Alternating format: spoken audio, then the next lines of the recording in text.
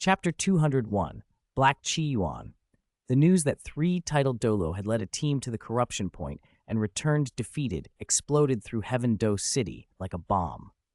Even Emperor Shuiye, secluded deep in the imperial palace, was alarmed. He personally summoned Ning Fengji to discuss how to deal with the troublesome corruption point. Shui Qinghe returned to Heaven Do City with Shui Ke, but Lu Jingming did not accompany them. He had other plans. He intended to found a merchant guild with help from Tianshui Academy, which required personal contact with the academy's senior officials. While assistance from Shui Qinghe and the Seven Treasure Glazed Tile School might smooth the process, Tianshui Academy would be easier for him to control. Lu Jingming knew how to choose. He would borrow power, but would not allow Shui Qinghe or the Seven Treasure Glazed Tile School to dominate the venture. So he temporarily put aside his friendship with Shui Qinghe, set aside the Little Angel, and followed the Little Ice Phoenix to Tianshui Academy. After Shui Ke was sent away, Snake Lance Douluo and Porcupine Fish Douluo slipped quietly into Qinghe's room. "Young lord, this operation was too risky. From now on, please allow the two of us to always accompany you," they said, sweat on their brows. They had heard how dangerous the trip to the corruption point had been. If anything had happened to Qian Renshui, they knew they would be blamed no matter what. "It's fine," Shui Qinghe said calmly. "This situation exceeded my expectations, but there won't be a next time." He had lived through the danger and possessed trump cards to save himself. He believed he could have retreated unscathed, even if Sword Duo and the others had fallen. "Has Spirit Hall been notified? Will the High Priest intervene?" he asked. More than the immediate danger, he worried about the developing situation. He viewed the Heaven Do Empire as his domain. If the corruption point wasn't cleared, it would eventually creep into Heaven Do City, and he could not allow that. The two elders exchanged helpless looks. "Young lord, I'm afraid the High Priest cannot leave Spirit City," Porcupine Fish Douluo said slowly. Shui Qinghe frowned. Far away in Spirit City, inside the Supreme Pontiff Palace, Bibi Dong gripped the Supreme Pontiff's scepter. Her gaze was grave as she peered toward the sky, where black clouds obscured the sun. Above Spirit City, Jian Daoliu, in his seraphim incarnation, wielded a holy sword suffused with holy light and swung with all his might. Sword light cleaved the sky like lightning, until a fist wreathed in raging flames shattered it. A wave of dark, negative energy rolled across the heavens. Facing Jian Daoliu was a white-haired, red-eyed woman. Flames cloaked her. Black chi streaked across her body and etched cracks into her face, yet an otherworldly, ethereal, immortal chi still lingered about her. Jian Daoliu's pure white wings beat furiously as he turned into a brilliant golden streak, but his opponent matched his speed and outclassed him in technique. Whether by fists, movement, or sword, she dominated him. Even after Jian Daoliu used the divine force of the Angel God Hall to push himself into a demigod realm, he could not defeat the woman known as Black Chi Yuan, who seemed to command both consciousness and flame like an immortal. Below them, the ground was as perilous as the sky. Black Chi surged like a tide less than 100 kilometers from Spirit City. That was why Jian Daoliu had to intervene. Spirit Hall had committed everything. All 7 high priests were in battle. Several titled Douluo elders from the Elder Palace and the Angel Legion all engaged to stem the spread. The dead warriors pouring from the corruption point, wielding strange weapons, demonstrating bizarre abilities, and accompanied by enormous Honkai beasts, brought unprecedented trouble. A few elegantly shaped, extremely fast Honkai emperors, surrounded by razor blades, required a titled Douluo to contend with. The struggle had already lasted a long time.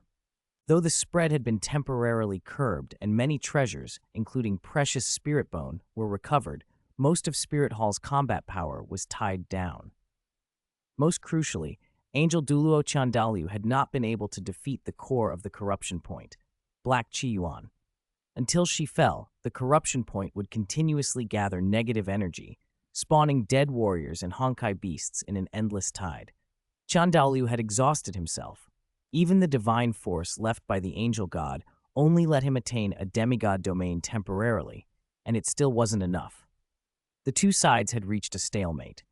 Black Chi Yuan refused to leave the corruption point, and Spirit Hall could not fully withdraw or the point would spread and engulf Spirit City. So Spirit Hall could only keep sending spirit masters and troops to clear surrounding monsters and suppress the spread, while Chandaoliu held Black Chi Yuan.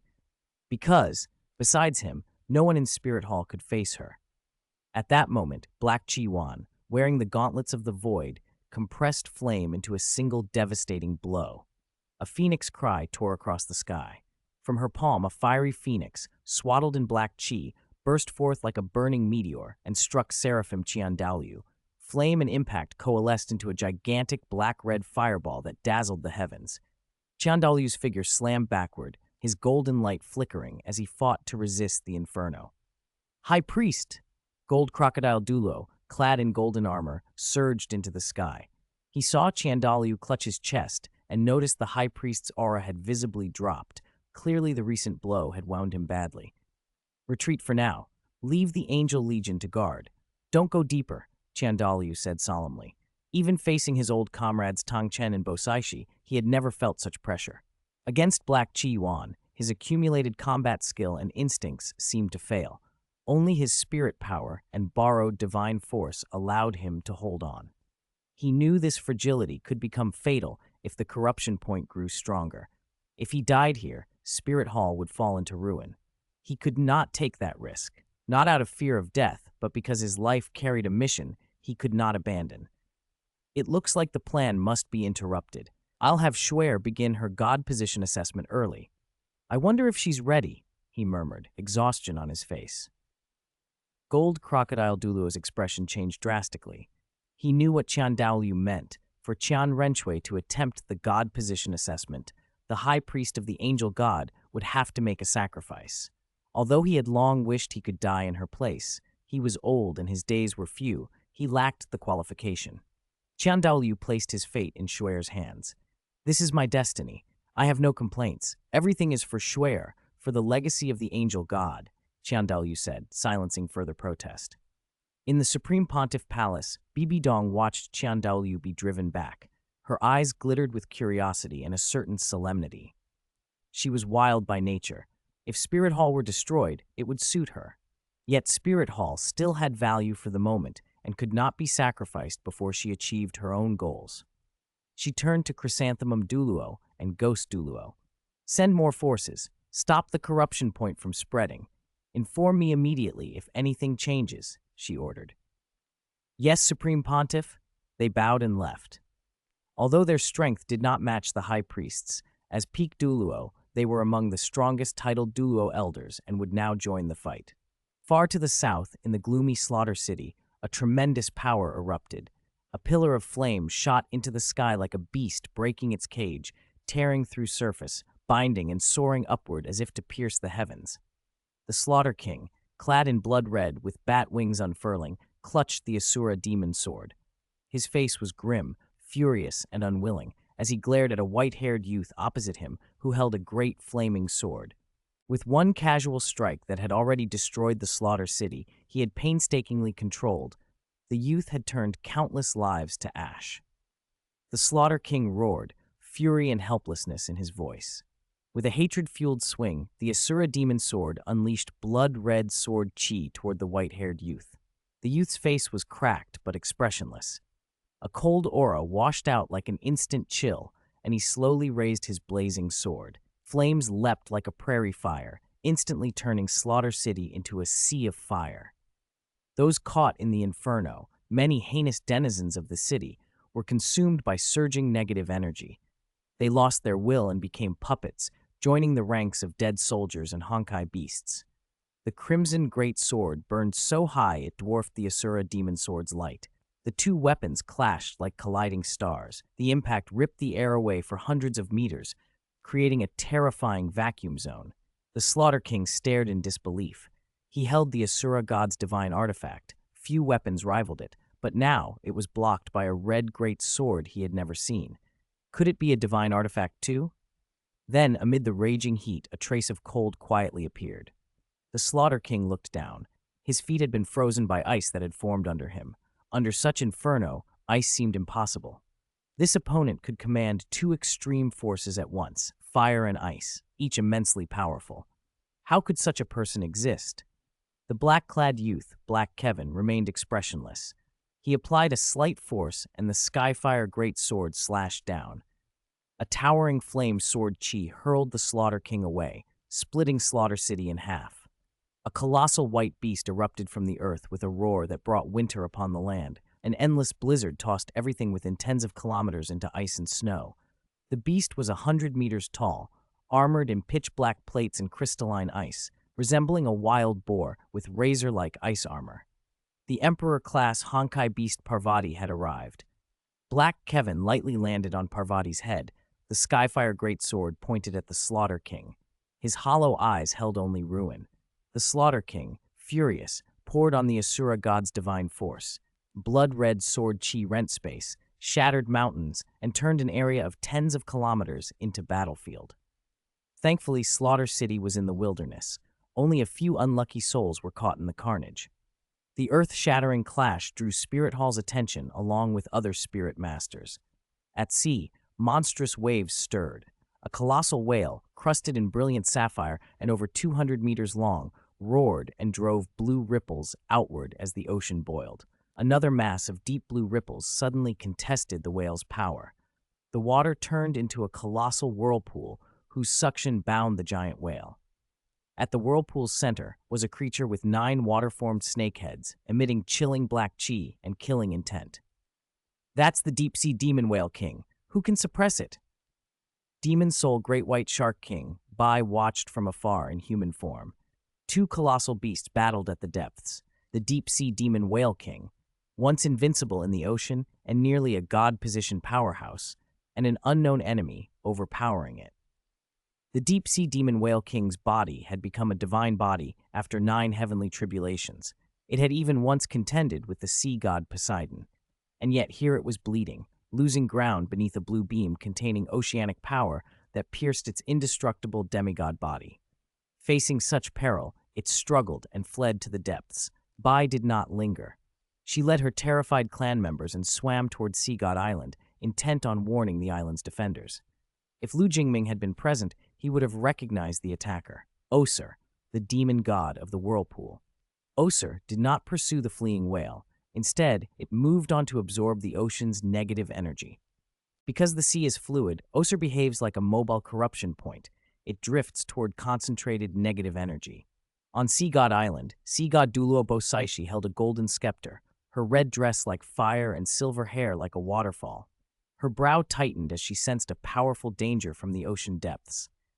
Though Sea God Island was vast, 7 cities on its expanse, 7 sacred pillar Douluo, and 3,500 trained sea god warriors, it was still uneasy. In the past, Spirit Hall had tried to subdue Sea God Island and failed, losing over 1,000 spirit masters and 2 titled Douluo.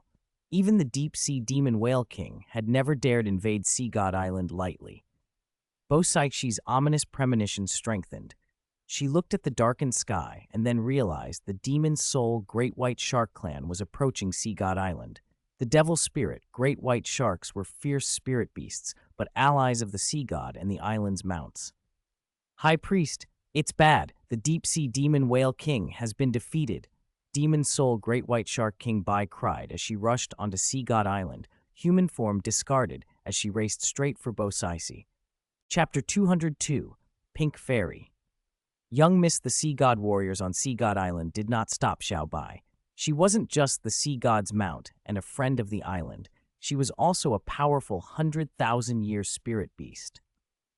When Xiao Bai told her news, Poseidi's pupils constricted and her jade-white fingers tightened around the scepter. She knew the deep-sea demon whale king's power well. He was an ocean overlord she could barely repel, let alone defeat, even using the sea god's divine force. And yet he had been beaten. The thought made her heart race. Calm down, Xiao Bai. Tell me everything. Though shaken, Poseidi composed herself quickly and asked for details. After listening, she fell into deep thought. Corruption points had appeared in the ocean before. She had dispatched sea god warriors to purge some of them. But the sea was vast, far larger than the island's jurisdiction, and there were places Sea God Island could not monitor. Poseidi had even personally investigated corruption points, but she never expected one to spawn something capable of defeating the deep-sea demon whale king. Her unease now made sense as she stared at the dark clouds thickening on the horizon, brows knitting tighter. "Everyone, come to me!" With a decisive tap of her golden scepter, Poseidon sent a call to the 7 sacred pillar Douluos in a strange, far-reaching way. 7 streaks of light shot in like meteors from the sky, and 7 blue-armored figures landed before her. "High Priest, why have you summoned us?" the Douluos asked, down on one knee. "A powerful enemy is attacking. Gather the sea god warriors and prepare for battle," Poseidon said, her expression unusually grave as she kept watching the distance. The 7 sacred pillar Douluos exchanged looks of alarm. They had never seen the high priest so solemn, not even during Spirit Hall's attacks or when the deep-sea demon whale king had provoked them. They understood this enemy was no ordinary foe. By the time they mustered, the dark clouds had swallowed Sea God Island in a colossal shadow. Gale winds screamed and torrential rains swept over them. Everyone felt an invisible weight press down, their bodies sinking under it, while a tide of negative emotions slid into their minds. Poseidon had anticipated it. She tapped the scepter, and the blue-golden sea god's light flowed outward like a warm tide, piercing the gloom. It dispelled the darkness in everyone's hearts and cleansed the invading negativity. "A mobile corruption point," she murmured, sensing the isolated black chi. The idea explained why it had grown so powerful. A terrifying divine might suddenly surged up from the ocean depths. Except for Poseidon, everyone on the island, Xiao Bai and the 7 sacred pillar Doulos included, was forced to their knees by the pressure. Poseidon's face went pale. Has it developed this far? The sea ruptured with a tremendous boom, forming an enormous vortex. 9 heads trailing black chi emerged slowly. As Ozer, the demon god of the vortex, appeared, lightning and thunder rent the sky and the ocean seemed to boil. 100-level true god, Poseidon ground out. She regretted not taking decisive, large-scale action to clear corruption points earlier. By neglect, they had bred a monstrous threat. Ozer had no sentience and no god position, but it had reached the divine rank, more than enough to terrify the deep-sea demon whale king.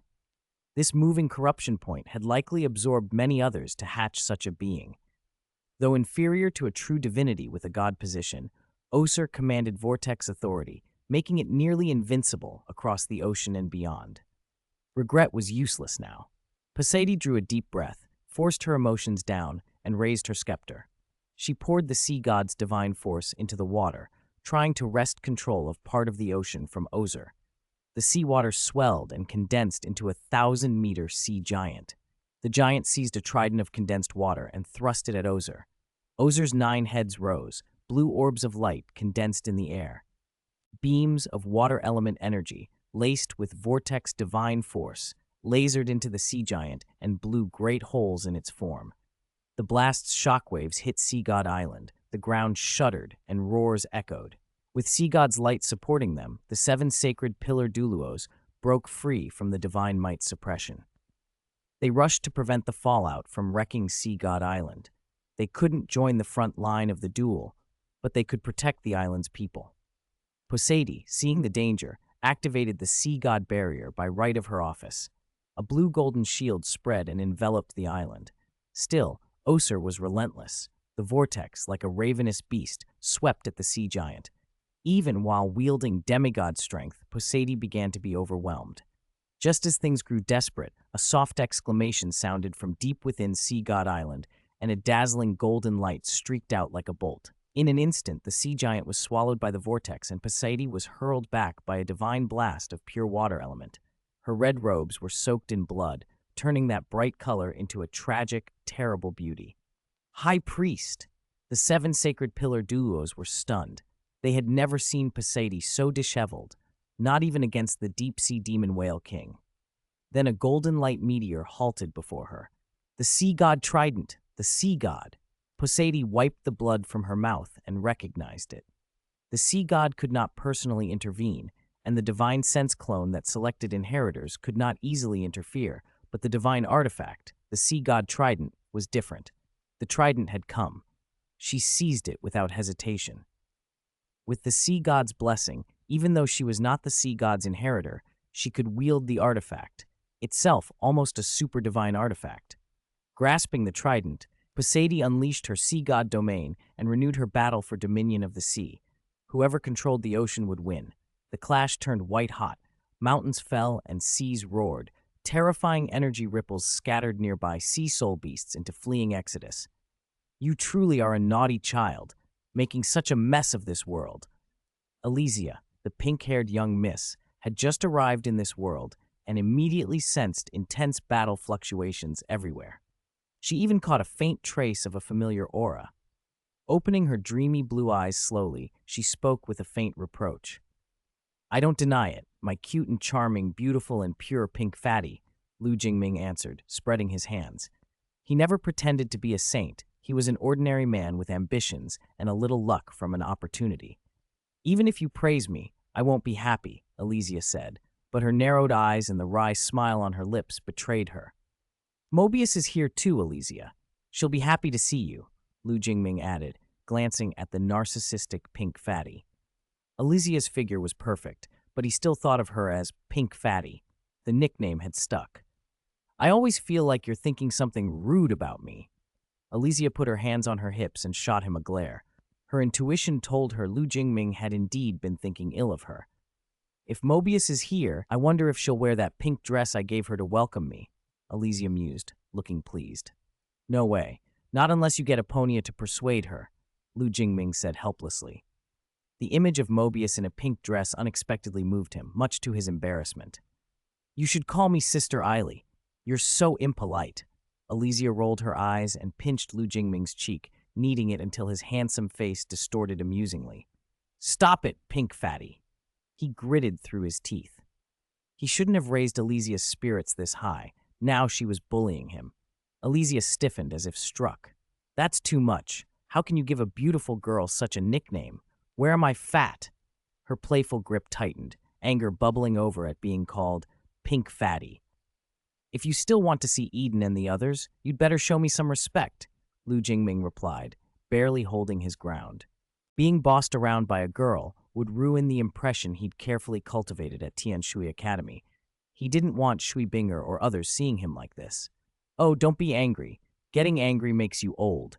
It would be a pity for such a handsome face to get old. Elysia conceded at once and held her hands up in mock innocence. Lu Jingming's facade cracked. He couldn't resist her. We're even. Now about the pink dress, he said, relenting. He knew calling her Pink Fatty had been rude. Elysia's narcissistic but warm nature made it easy for her to disarm people. She was a social force of nature. Even though they'd just met, their rapport felt old. If she hadn't been so good at easing the mood, he wouldn't have dared. Just then, a gentle knock sounded on the door, and Shui Binger stepped in, surprised to see Elysia. Oh, what a beautiful girl. Hello, I'm Elysia. You can call me Sister Eily, Elysia cried, instantly taking Shui Binger's hand and introducing herself with effusive warmth. Shui Binger, startled by Elysia's speed and intimacy, looked at Lu Jingming pleadingly.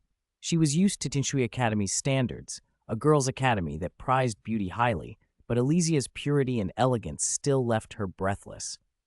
Though impulsive, Elysia's charm repelled no one. Lu Jingming nearly buried his face in his hand. He'd nearly forgotten this pink fatty was openly lesbian in the Elysian realm.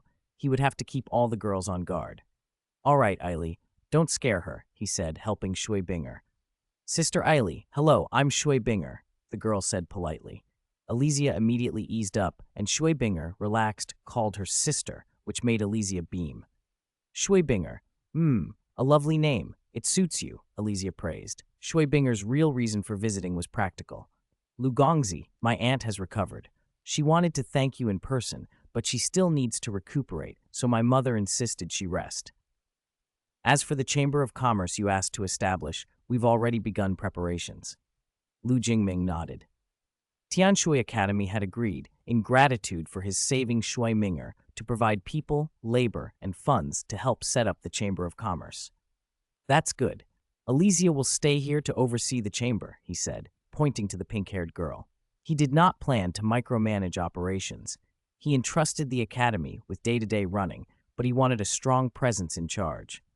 A chamber needed a powerful figurehead to deter outside trouble and control any volatile elements within the academy. While he trusted Shui Binger, An institution as large as Tianshui Academy could contain impulsive individuals. He didn't want a needless dispute to ruin relations. Elysia's responsibilities went beyond mere oversight. She was the continent's emergency failsafe. If corruption points spiraled out of control and local forces could not cope, she would be called upon to deal with the crisis. Lu Jingming's real goal was to help Douluo Star grow and condense a god position through planetary feedback, not to destroy the Douluo Continent, so he needed safeguards. Shui Binger was taken aback. Elysia's youthful appearance made it hard to estimate her strength, but Lu Jingming's confidence in her spoke volumes. He must believe she was extraordinary. Shui Binger, having seen Lu Jingming's power firsthand, knew only a few were his equals. His trust meant a great deal. "What shall we call the Chamber of Commerce?" Shui Binger asked. Although the Academy would operate it, it remained Lu Jingming's enterprise, so he should name it. Kunyu Pavilion, he decided after a moment, borrowing the name from Ningguang. He wasn't in the mood for inventing names. Kunyu Pavilion, such a lovely name. Everyone will know it came from a beautiful girl, Elysia exclaimed, delighted. To her, such a poetic name couldn't possibly be the work of a straight man. No, it was Ningguang, Lu Jingming admitted. I'll introduce you if there's a chance. Elysia practically sparkled at the thought of meeting Ningguang. In her mind, rich, powerful women like Ningguang and Eden would surely hit it off. She couldn't wait for them to meet. Chapter 203, Ambushing Jingliu. After all, she was Elysia. Lu Jingming really couldn't imagine anyone refusing to be her friend. Mobius, who put on a disdainful front, was secretly an Elysia fan. In Liyue, there were Emperor fans and Twisted Emperor fans. In the mortal world, there were Elysia fans and the twisted kind. He could even picture Elysia returning to Haiyuan City with him and quickly becoming friends with everyone. Even those with prickly personalities like Jing Liu, Herda, and Ji Yingying. By the way, Shui Binger, are you still entering the Soul Master competition? Lu Jingming asked, curious. The World Tree Stigmata's feedback said the Douluo Continent was in a state of upheaval. With everyone focused on the pollution point crisis, could Spirit Hall and the two great empires spare the resources to run the competition? Shui Binger hesitated, then shook her head with a bitter smile. I don't think so. Given the circumstances, it probably won't be held. The pollution point posed an immediate threat to Heaven-Do City. The Heaven-Do Empire was too busy to prepare a tournament. If the pollution point wasn't cleared, the city might not survive. Lu Jingming nodded and fell into thought. Without the Soul Master competition, the course of events had already shifted. Xiao Wu's identity wouldn't be exposed, Tang San and the others wouldn't be pursued by Spirit Hall, and that classic scene, "Resurrect my love," might never come to pass. Half a month passed in a blink.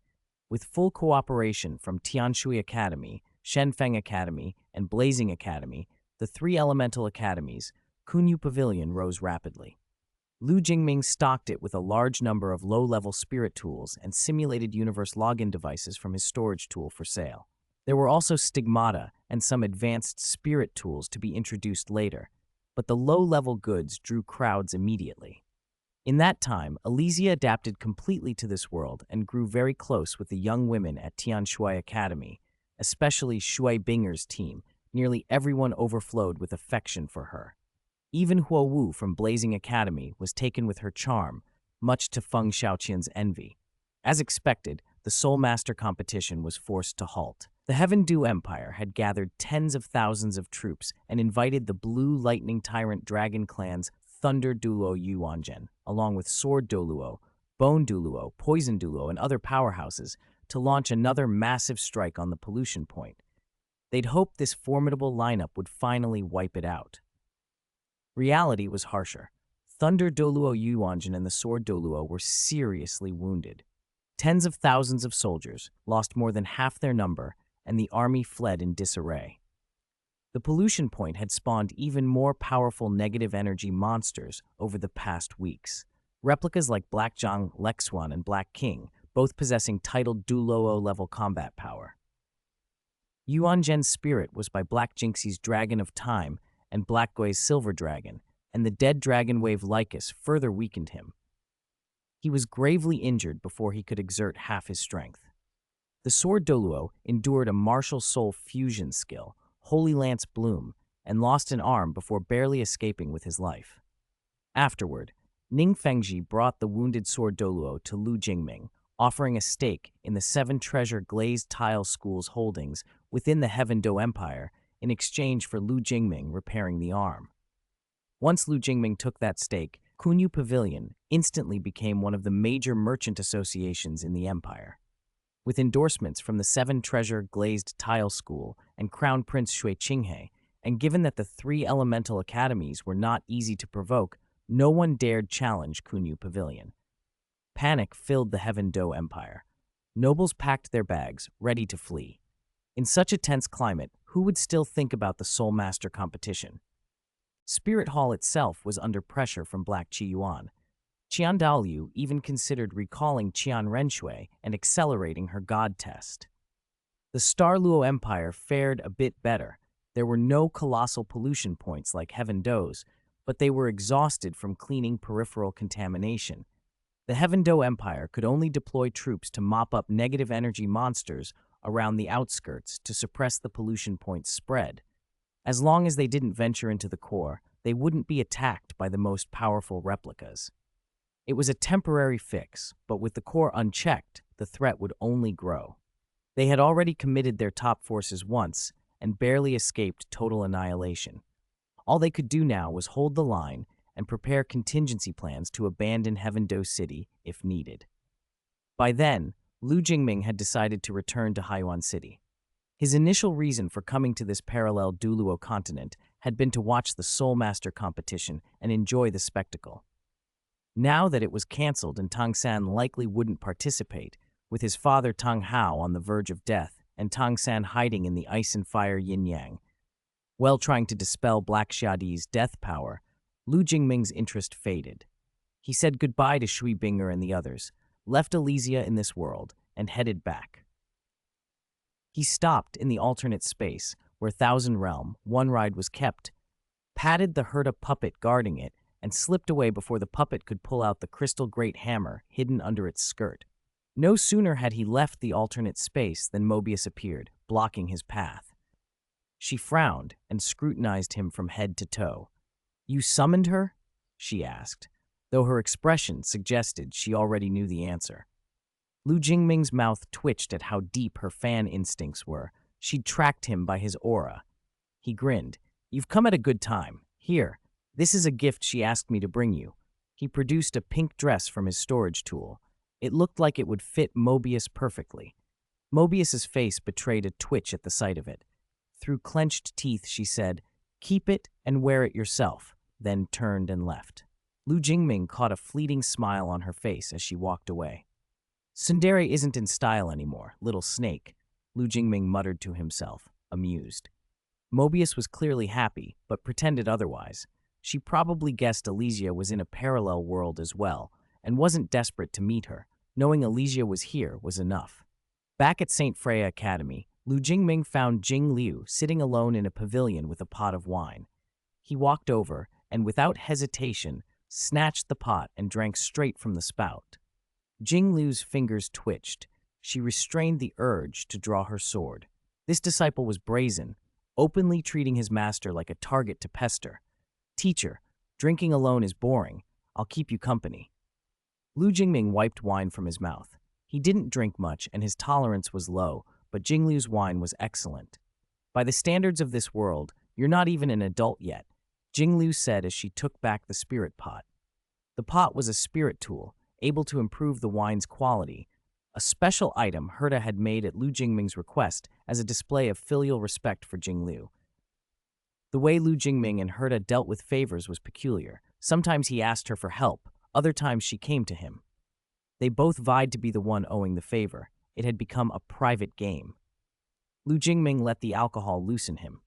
"Teacher, it's really good to be with you," he said sincerely. Though a translocator in a strange land and often detached, when he was with Jing Liu and older figures like Changli, he showed his real self. The summons that gave him access to Jing Liu and others anchored him. If not for those connections and the conscience of people like Robin and others, he might have become someone unrecognizable. Encouraged by the drink, he stepped closer and stared at the black cloth covering Jingliu's eyes. Teacher, now that you've shed that troublesome physique, why are you still wearing the eye mask? He misspoke. He meant physique, but it came out awkwardly, and the alcohol might have loosened his tongue. Jingliu's mouth twitched. She began to correct him, then saw he was drunk and let it pass. I'm used to it, she answered flatly. Can I take it off? Lu Jingming asked, tentative. Whatever, Jingliu replied. She'd worn the mask for so long it was habit. It didn't affect her life, so she hadn't bothered to remove it, despite her physique no longer being an issue. With her permission, Lu Jingming untied the black cloth and gently removed it. When he saw Jingliu's red eyes against her white hair, his breath caught. That stark beauty struck him as irresistibly alluring. Teacher, your eyes are beautiful, he said, his gaze lingering on her incomparable face. Jingliu looked helpless. She'd long suspected this disciple had feelings for her. Under the influence of drink, they were now on full display. She should have known better than to let him drink. Seizing the moment, Lu Jingming lunged for a sneak kiss. Jingliu's expression hardened instantly, and a sudden surge of invisible aura burst out like a storm. Lu Jingming was blasted like a cannonball and crashed through a rockery. The impact sobered him on the spot. He lay in the rubble, staring at the blue sky, touching the corner of his mouth, a small smile spreading. If he'd felt anything, it had been something soft for a fleeting moment, enough to count as a small victory, even if his ambush had failed. Footsteps approached, and a figure blocked the sun. Xiaoming, getting bolder, aren't you? Aren't you afraid teacher will really cut you down with her sword? Zhang Lexuan squatted beside him, brushing dust from his face, smiling. Lu Jingming smiled back. He'd sensed Jingliu leave, deliberately avoiding the audacious disciple. You were probably planning this for a while, weren't you? Shame it failed. Zhang Lexuan poked his brow playfully. She'd seen the whole scene and judged his sneak attack unsuccessful. No matter, there are plenty of chances, Lu Jingming said, then suddenly pulled Zhang Lexuan into his arms and kissed her, blocking her lips. They hadn't seen each other in a while. Zhang Lexuan reciprocated easily. A few minutes later they parted, hair a little disheveled. Lu Jingming cupped her face and smiled. Don't worry, Lexuan Jie. In 2 years, I can eat you. He emphasized eat you. He meant it figuratively. In 2 years, his body would be fully developed and he'd have no more worries. The remark made Zhang Lexuan flush and lean into his embrace with a shy anticipation. After a moment, they noticed people approaching. The commotion had drawn attention. The pair rose and left. The Element Academy staff would fix the rockery. Boom! On another training ground at St. Freya Academy, Meng Hongqian retreated like lightning, barely avoiding a devastating blow. The hard rock fractured under a golden high heel that slammed down. A shockwave cracked the ground into a spiderweb of fractures and a deep pit. Clang! Meng Hongqian's ice-blue twin swords parried the golden spear, but she was pushed back. Her hands trembled, and under the force, she flew backward like a kite with a broken string. As she tried to stabilize, she feigned weakness and let herself fall helplessly. If she truly hit the ground, she might be bedridden for a while. She was certain someone would catch her. A figure appeared behind her and steadied her by the waist. Young Miss Meng, it's not good to joke with your body, Lu Jingming said in mock reproach. It was clear she could have landed safely, but had staged the act when she saw him. I knew you would catch me, Meng Hongqian said, beaming at him. At that moment, a grinding sound of fury came from nearby. Xiao Hongqian, Meng Hongqian's brother, glared at them with a dark face, silent with displeasure. Oh, brother-in-law, you're here too, Lu Jingming greeted merrily, which only made Xiao Hongqian stomp and shout indignantly. Who's your brother-in-law, Lu Jingming? Never! He had a poor opinion of Lu Jingming already. Seeing his sister fawn over him and his grandfather approve made him even more upset. Next, are you coming? On the training ground, the golden-haired girl who had sent Meng Hongqian flying pointed her spear at Lu Jingming with undisguised provocation. Forget it. If I make you cry, you'll go complain to Gu Yu again, Lu Jingming said with a smile. The golden-haired girl flushed with shame and anger, bristling as if she wished to poke him with her spear. I'll come. Before she could retort, Ji Chen strode into the arena with an iron sword in hand. His presence radiated palpable sword intent. The golden-haired girl instantly grew serious. She had been at St. Freya Academy long enough to know Ji Yingying's power. Lu Jingming fell into thought, watching the duel between Ji Yingying and the golden-haired girl. He no longer paid attention to Meng Hongqian, who clung to him and wouldn't get down. The golden-haired girl's name was Wang Chuer, a name Lu Jingming had kept from her original fate to save trouble. She was, in fact, the Emperor Rui Beast. After Lu Jingming and Gu Yue returned from the Ice and Fire Yin-Yang Well, Gu Yue sensed something wrong with the Emperor Rui Beast back in the Stardew Great Forest. A foreign wisp of divine sense had fused with the auspicious beast's soul, and it wore an extra divine artifact, the Golden Dragon Spear. The Golden Dragon Spear, like Gu Yue's Silver Dragon Spear, belonged to the Golden Dragon King. The Golden Dragon King was sealed in the God Realm, so the spear's origin was unmistakable. With the extra divine sense fused into the auspicious beast's soul, Gu Yue realized someone had meddled with the Emperor Rui Beast.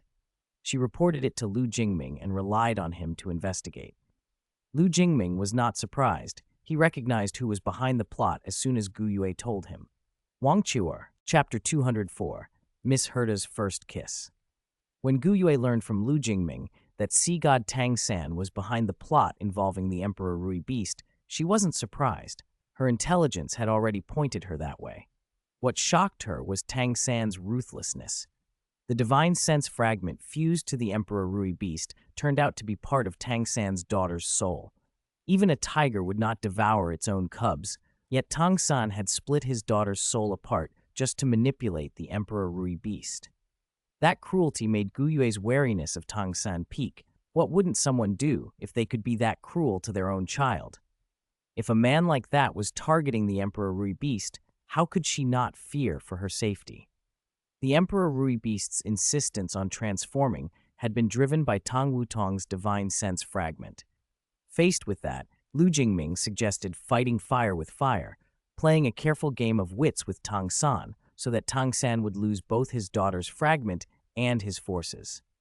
With Gu Yue's consent, the Emperor Rui Beast was allowed to transform. The result, perhaps shaped by the fragment's influence, was a transformed Emperor Rui Beast with golden hair and a resemblance to Tang Wutong.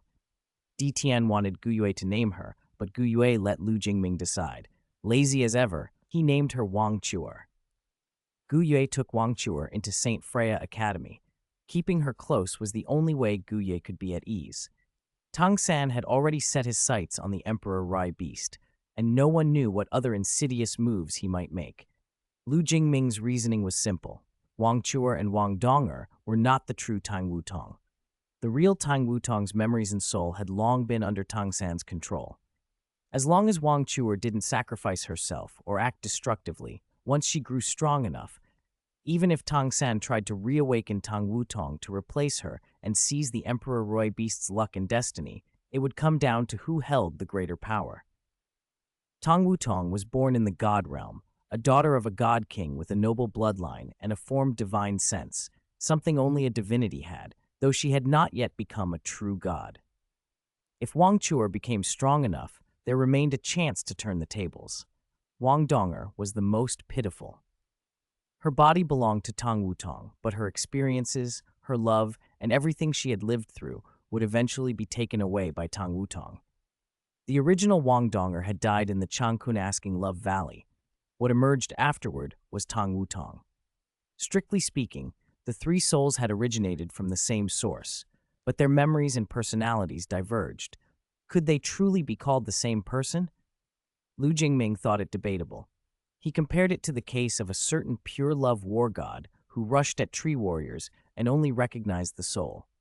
Wang Donger, Wang Chuer, and Tang Wutong were closely linked souls, but their personalities were different. When the personality called Wang Donger died in the Changkun Asking Love Valley, it was gone forever. Tang Wutong then awakened in that body. Lu Jingming felt that Huo Yuhao in the original story must also have been a divine being and must have noticed the difference between Wang Donger and Tang Wutong. But he could understand how Huo Yuhao's love at first sight was for the martial soul fusion skill he performed with the goddess of light, Tang Wutong. So from that perspective, he hadn't chosen the wrong person. Despite having the simulated universe for virtual training, students still fought real spirit duels sometimes, just like Wang Chuer and the others now. Lu Jingming watched the training ground where Wang Chuer and Ji Yingying were locked in intense combat and smiled faintly. Neither had used their trump cards, but their strengths were closely matched. Wang Chuer wielded the Golden Dragon Spear and simulated the Golden Dragon Spirit, her strikes heavy, powerful, and full of force. Ji Yingying, with slightly higher cultivation and much improved swordsmanship after training with Jingliu, displayed pure, stronger sword intent. It was a classic clash of brute strength and refined technique. Wang Chuer stronger in power, Ji Yingying superior in sword Dao. Sensing the fight wouldn't end quickly, Lu Jingming patted Meng Hongchen, who had been clinging to him.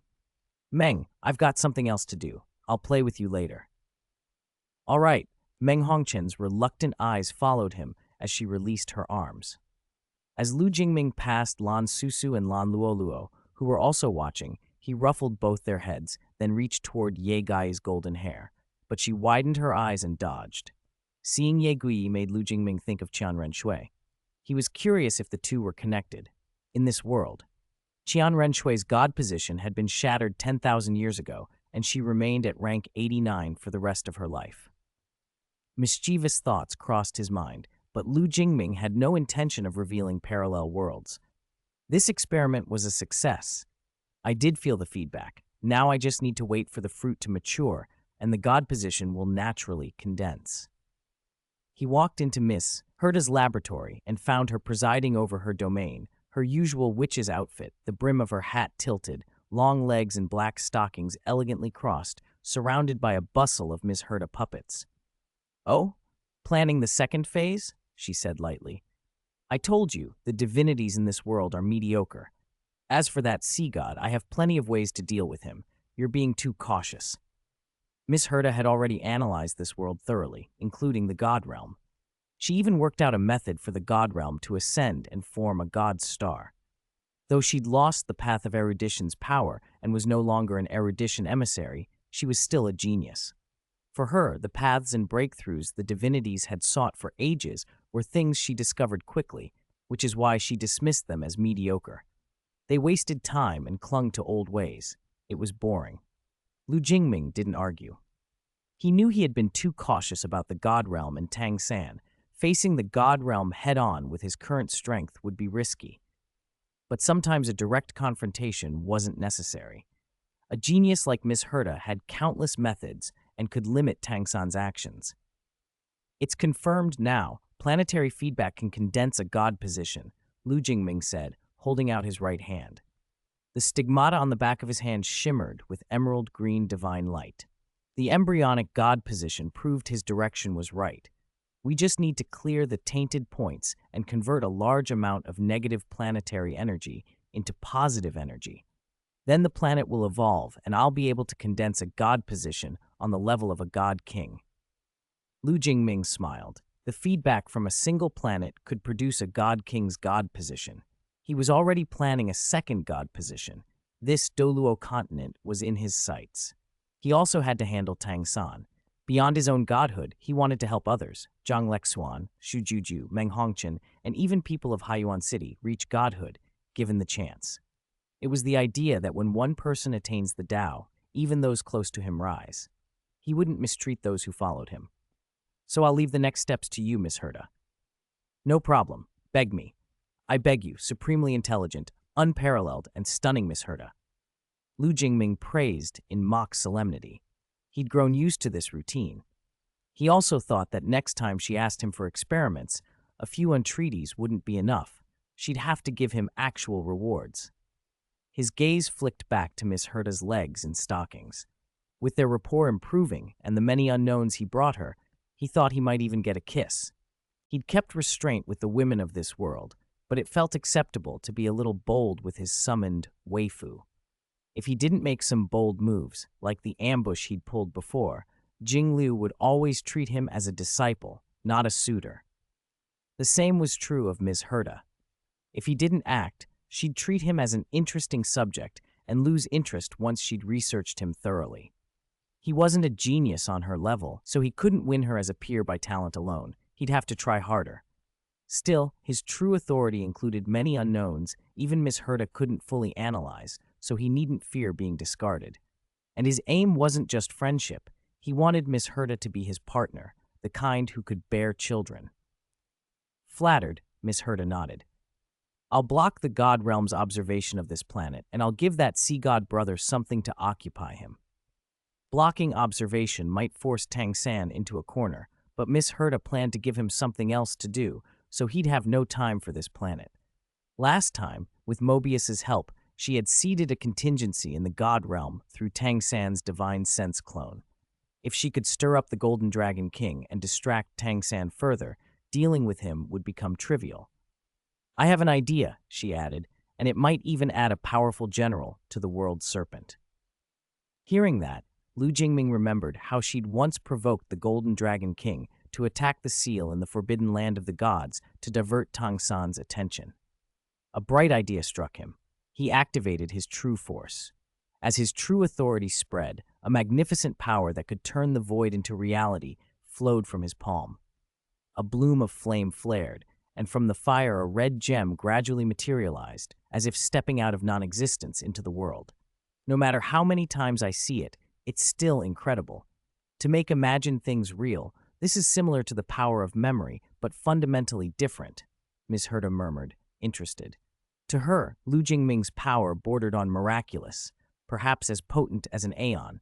If Lu Jingming had enough strength and true force, his will might indeed shape reality. Sometimes she wondered whether she herself had been materialized from a game world into reality by Lu Jingming, or was a projection or alternate self. But those questions were not urgent. Her existence here was enough. The firelight faded. Lu Jingming handed the red gem to Miss Herta. Here, the gem of pestilence. I already have a candidate in mind, and he has a major weakness. I'm looking forward to the birth of the world serpent's seventh throne, the king of pestilence. Is this childish play amusing to you? Miss Herta rolled her eyes, but took the gem. Her dismissal hid a softer regard. It's fun, Lu Jingming said simply. He had transmigrated into this world with a powerful golden finger and wanted to enjoy it. The Douluo Continent was quiet for now. The Sun Moon Empire was rebuilding, and others secretly prepared. Nothing major was likely for some years. Lu Jingming wanted to find entertainment and secure benefits for his people and allies. Boring, Miss Herta replied, helpless. For a genius like her, such games didn't excite her. She preferred researching unknown domains like the simulated universe. If you have free time, bring me more materials. When will you help me build a space station? She'd lost enthusiasm for Douluo Star and wanted to study outer space. She had the technical understanding, but lacked the construction materials and energy. A space station? How about we build a xianzhou instead? Lu Jingming proposed, stroking his chin. Miss Herta raised an eyebrow. A xianzhou? That's not impossible, but do you have enough materials and energy? She knew the Xianzhou Alliance and the structure of a xianzhou, an independent world-sized ship with countless grotto heavens. The energy to navigate the universe came from the Hunt Aeon's opened path, something Lu Jingming didn't have. Aren't Hersher cores enough? Lu Jingming held up the gem of pestilence. Hersher cores could connect to imaginary space and convert it into Honkai energy. In theory, that imaginary energy might replace path energy. Theoretically feasible, but a Hersher core's output is too low, Miss Herta said. I can help you develop a stronger Honkai energy engine, but the real problem is materials. You can't even leave this planet, and you're already dreaming of a xianzhou. She poked his forehead with a finger. True force could materialize materials, but using it as barter was wasteful. His true force wasn't infinite. Materials? Oh, I almost forgot I have this. Lu Jingming slapped his forehead, then drew from the void a golden regular hexahedron that floated in his hand. The first divine key, the Void Archives. It has the authority to understand and replicate. With your reserves of knowledge, Miss Herta, any material you fully analyze can be converted using Honkai energy. Miss Herta's eyes narrowed in surprise. She took the Void Archives and immediately completed the match, the key recognizing her as master almost without resistance, like the Thousand Realm, one ride bonding with its owner. This ability is interesting, very suitable for me, she said. With her knowledge and sufficient energy, and with the Void Archive's authority, She could replicate universe materials she understood. Rare, hard-to-find materials could be reproduced. Lu Jingming's dream of a Xianzhou suddenly seemed less impossible. That was generous of you, Miss Herta said, playing with the void archives. In the past, she had to coax him for outside world items. Now he'd handed one over readily. She knew the void archives required much true force to materialize. Do you want a reward? A Xianzhou is unrealistic now, but I could help you build a cosmic battleship. What use is a cosmic battleship to me? Why don't you kiss me? Lu Jingming blurted. Compared to a battleship, he wanted a more personal reward. You don't hide your desires. Miss Herta raised an eyebrow, then without hesitation kissed Lu Jingming on the cheek. I keep my word. All right, you can go now. She immediately shooed him away. Lu Jingming touched his cheek, feeling the lingering warmth and wetness. He twitched and protested. No, what I meant was a kiss here, pointing to his lips. Miss Herta looked at him with disdain. You wish. Is my first kiss that cheap? It won't be given so easily. Lu Jingming was tempted to retort that the Void Archives wasn't cheap, but he had already gained a lot today, and there would be other opportunities. If he could get a cheek kiss now, then securing Miss Herta's first true kiss wouldn't be far off, he thought. Chapter 205, Jedi Survival Competition. As soon as Lu Jingming let himself imagine the possibility of eventually taking down Herta, his mood brightened. He waved at her with a broad smile and then left the laboratory. After the lab door closed and his figure vanished from sight, Herta slowly raised a hand to her lips and murmured, "A strange feeling." She shook her head, trying to dispel the sudden odd sensation and not dwell on it. Casually, she tossed the gem of epidemic in her hand, walked to her magical mirror, and flung the gem into it. In a parallel vision within the God Realm's Phoenix Valley, a lava lake simmered. A slender, handsome, red-haired youth sat above it, melancholy radiating from him as he stared at the sky, lost in thought and memories. Fourth brother, he's still the same. How many years has it been since he left this lava pool? A pink-haired girl wondered aloud. Nearby, food god Oscar and the pink-haired girl watched the melancholic phoenix god, Ma Hongjun. The girl sighed helplessly.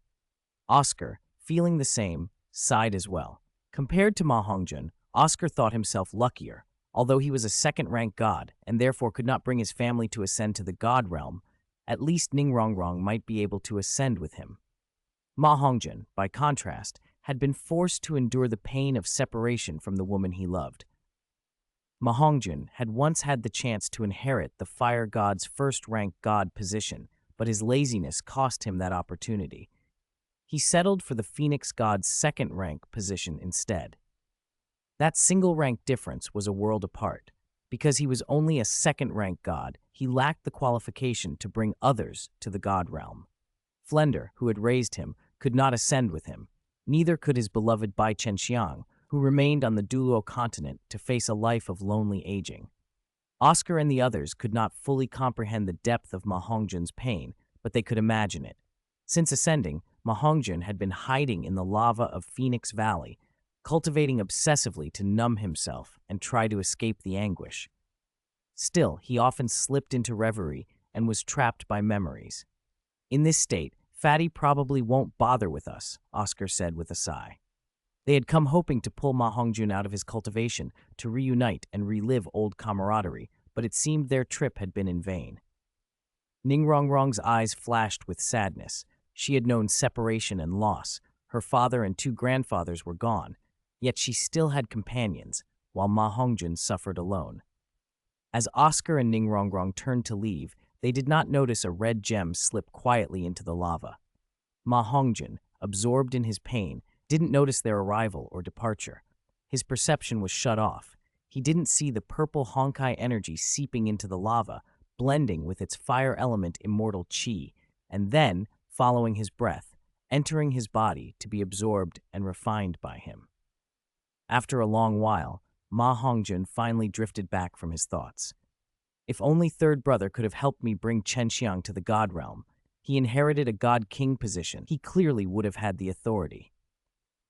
The thought startled him, and he shook his head fiercely, trying to cast it away. He knew, logically, that his failure to bring Bai Chenxiang was his own weakness, not Tang San's. Tang San, the god of enforcement, had already bent some rules in helping the Shrek Seven Devils become gods. The god of destruction resented him for it. Tang San could not even bring his own teacher Yu Shaogong up. How could he be forced to help Ma Hongjun? Still, the idea was like a stone cast into calm waters, sending ripples through Ma Hongjun's heart. The gem of epidemic that had fallen into the lava had by now transformed into purple Honkai energy. Mixed with the immortal qi in the lava, it was being siphoned into Ma Hongjun and absorbed. Herta, observing through Thousand Realm, One Ride, watched the entire process across parallel worlds. A satisfied smile formed on her face. As the Phoenix god, Ma Hongjun was intrinsically fire attributed, perfectly compatible with the gem's attributes.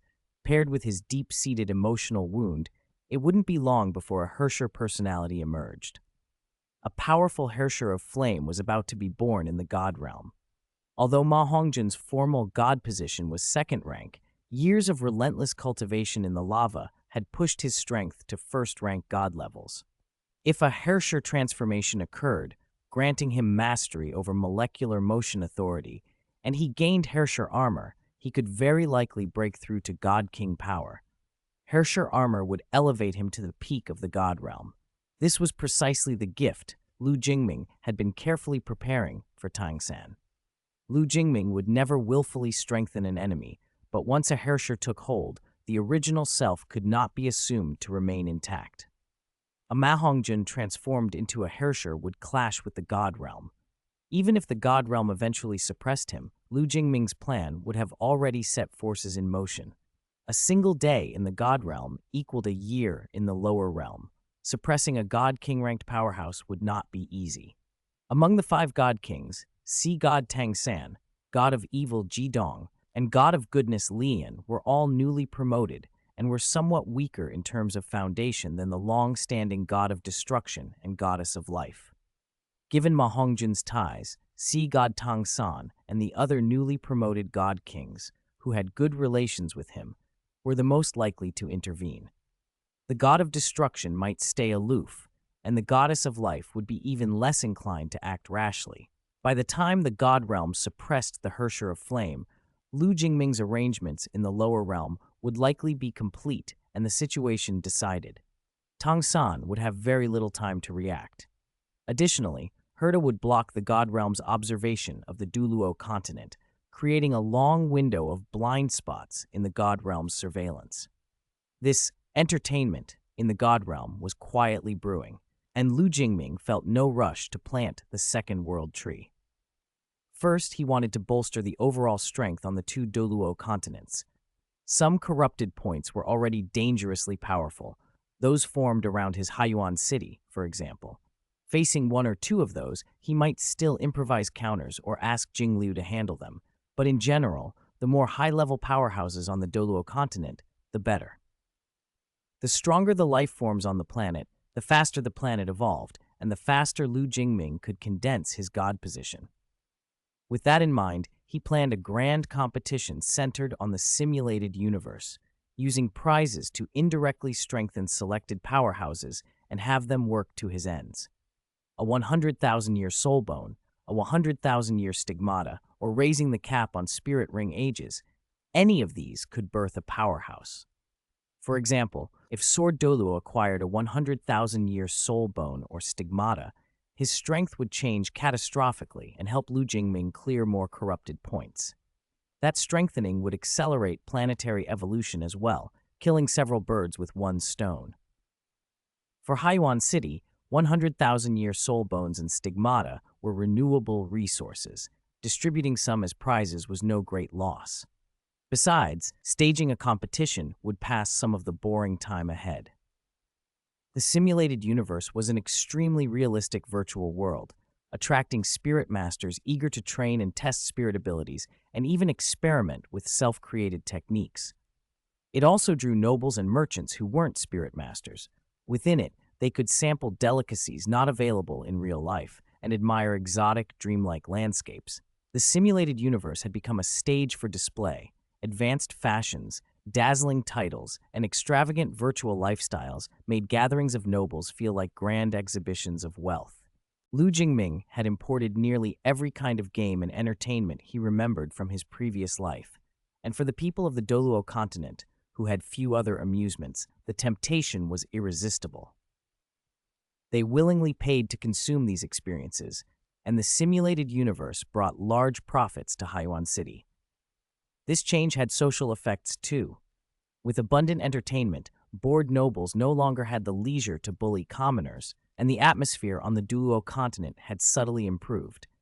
Previously, nobles oppressed commoners out of idle mischief.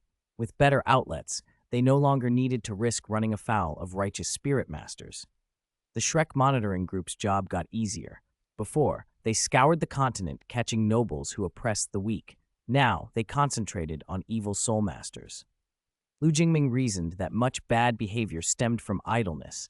Give people something to do, and many won't resort to disgraceful acts. There would always be a few twisted scoundrels, but with more restrained nobles, those scoundrels were easier to expose and handle. At that moment, Xiao Xiao and Ma Xiaotao of Shrek Academy were playing a fighting game called King of Fighters. Xiao Xiao controlled Athena Asamiya, while Ma Xiaotao took Mai Shiranui. Hanruo, Wu Ming, and others watched enthusiastically. With faster neural reflexes, Ma Xiaotao executed a continuous combo with Mai and defeated Xiao Xiao's Athena, ending the match. Oh yeah! Ma Xiaotao pumped her fist, exhilarated. Winning in the game felt even better than winning a real soul duel. She finally understood why Academy disciples often dove into the simulated universe to play after cultivating. If not for her friend Wu Ming dragging her in, she'd probably still be buried in cultivation and oblivious to this diversion. Xiao Xiao looked discouraged. She loved games and was skilled, but against her seniors she lost repeatedly, not a single win. Even Han Ruoro, new to the title, beat Xiao Xiao thanks to strong physicality and spirit-enhanced neural speed at Spirit Duoluo rank. Xiao Xiao missed Wang Dong, who had left Shrek Academy to return to Clear Sky Sect searching for Huo Yuhao. After Huo Yuhao was taken by the Snow Empress and abandoned by the Academy, Wang Dong had stormed off. Jiang Nanan rarely stayed either, preferring Kunyu Pavilion. Shu Sanchi had a girlfriend. Bei Bei had left to find Tangya, and He Keitu returned to the Spirit Tool Department for the Extreme Solo plan. The Shrek Seven Devils reserve team had essentially dissolved. From the original official members, Ling Luochen and Dai Yueheng graduated. The injured Chen Zifeng and Gongyang Mo had left the academy in disappointment. Now only Ma Xiaotao and Shishi remained at Shrek. Although Xiao Xiao became a disciple under the current Sea God Pavilion Master Xuanzi, valued for her twin spirits' talent, she still missed Huo Yuhao and Wang Dong. She had not left the academy. Her parents would oppose that, but she was integrated into a new circle with Ning Tian, Wu Feng, and inner court seniors like Ma Xiaotao. Xiao Xiao could occasionally meet Wang Dong through the simulated universe, but his mood was sour. Even using Clear Sky Sect resources, he had not found Huo Yuhao. Xiao Xiao worried but felt powerless. She was only a spirit elder. Suddenly, Xiao Xiao, propping her chin and watching Ma Xiaotao and Wu Ming duel, noticed a tiny red dot appear in the upper right of her vision, the mailbox icon. It was usually invisible and only lit up for new mail. Curiosity piqued. She clicked it. Her pupils contracted when she saw the sender, an official announcement from the simulated universe. Xiao Tao Jie, everyone, check the mailbox, she blurted. Ma Xiaotao, Han Ruoro, and the others stopped playing and crowded around her. The announcement read, "To all esteemed simulated universe users, the simulated universe will hold a Jedi survival competition on June 10th.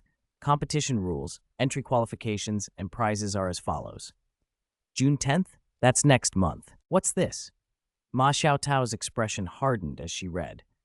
A 100,000-year soul bone. What is that guy doing? Is he crazy? Regardless of the exact nature of the Jedi survival competition, the rewards alone stunned them. The champion would receive a 100,000-year soul bone and a 100,000-year stigmata. The top three would also receive generous prizes, 10,000-year soul bones and stigmata, or rank 8 and rank 9 spirit tools. Even if Shrek Academy itself had offered such rewards, it would be astonishing. This was a virtual competition held inside the simulated universe, and the exaggerated prizes sent the Spirit Master world into a fever. Even titled Douluo would be tempted. Ma Xiaotao knew the simulated universe hailed from Haiyuan City and that Lu Jingming owned it. That made the whole thing feel extraordinary. Entry requires participants to be under 20 years old. Teams of 7 may register, and only 100 teams will be accepted. Xiao Tao, we must inform the academy and have them form teams immediately, Han Roro said decisively. Whatever Lu Jingming's motives, Shrek Academy could not afford to miss this. The rewards were simply too tempting. The age cap and the limit on teams, this champion prize is probably just for show, right? Who could beat that St. Freya team? Wu Ming scoffed. She, Han Roro, and Ma Xiaotao were too old to enter. A team of 7 under 20? Who could rival those 7 terrifying talents from St. Freya Academy? She figured the flashy champion prize was likely a publicity stunt, destined to go to St. Freya. Even if we don't get the championship, the runner-up and third-place prizes are also valuable. We have no reason to pass up this opportunity, Han Roro countered.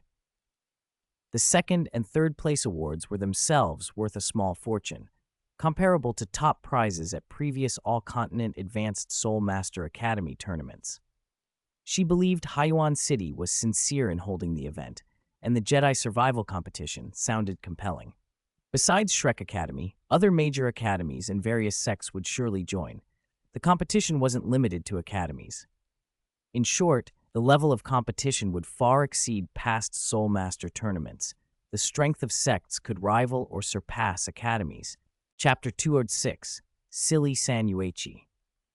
The Jedi survival competition in the simulated universe hit both Douluo continents like a sudden storm, stirring enormous waves. This time, Lu Jingming had promoted the contest to the Douluo continent of the parallel world as well. He thought it would be more interesting that way. Because the parallel world's circumstances differed from the main world, he adjusted the eligibility rules, expanding the age limit to under 25. If he'd kept it under 20, the younger generation in the parallel world would have had almost no chance. Even with the extra 5 years, overall competitiveness there remained relatively weak. Most of their participation would be for the thrill. That, in fact, was one of Lu Jingming's intentions. He wanted to give the parallel world's youngsters some encouragement and stimulation. Of course, he didn't intend to expose the existence of the parallel world. For teams actually from that other Douluo continent, he planned to use the simulated universe's mechanisms to perform cognitive interference. He had Herta use the Void Realm's myriad treasures to perfectly mimic the Feather of Dawn and interfere with the perceptions of everyone in the simulated universe, so no one would realize some participating teams were from a parallel world, specifically the world 10,000 years ago. While most people might fail to recognize names like Tang San or Shui Binger, members of Shrek Academy would be likely to identify them because their statues were displayed there. Even if age had altered their appearance, their unique spirits would give them away. Herta's intervention was therefore essential. The myriad treasures could replicate Feather of Dawn's cognitive interference flawlessly. With Herta's power, even a limit Douluo wouldn't be able to resist it. No strong spectator could break free. Lu Jingming had gone to great lengths to prepare. He didn't intend this to be a one-off, either. He planned to hold the competition annually. Nor did he want St. Freya Academy to take the championship easily. The Academy could enter for entertainment, but there was no need for them to claim the top prize. His original aim was to boost the strength of the Spirit Master world. For St. Freya's people, rewards like a 100,000-year soul bone and a 100,000-year stigmata weren't resources they needed to scramble for. When the time was right, Lu Jingming would provide the best resources for his own people. There was no reason to contest other teams for them. News of the Jedi survival competition spread across both Douluo continents. Even Spirit Hall and the two great empires, both engaged in a stalemate with the corrupted points, were stirred. A 100,000-year soul bone was priceless, and a 100,000-year stigmata could produce multiple 100,000-year spirit rings and even help a spirit master awaken new powers. After seeing those rewards, Bibi Dong immediately decided Spirit Hall's golden generation should participate. She even wanted Qian Renshui to enter. The girl was 24 this year and fit the age limit perfectly.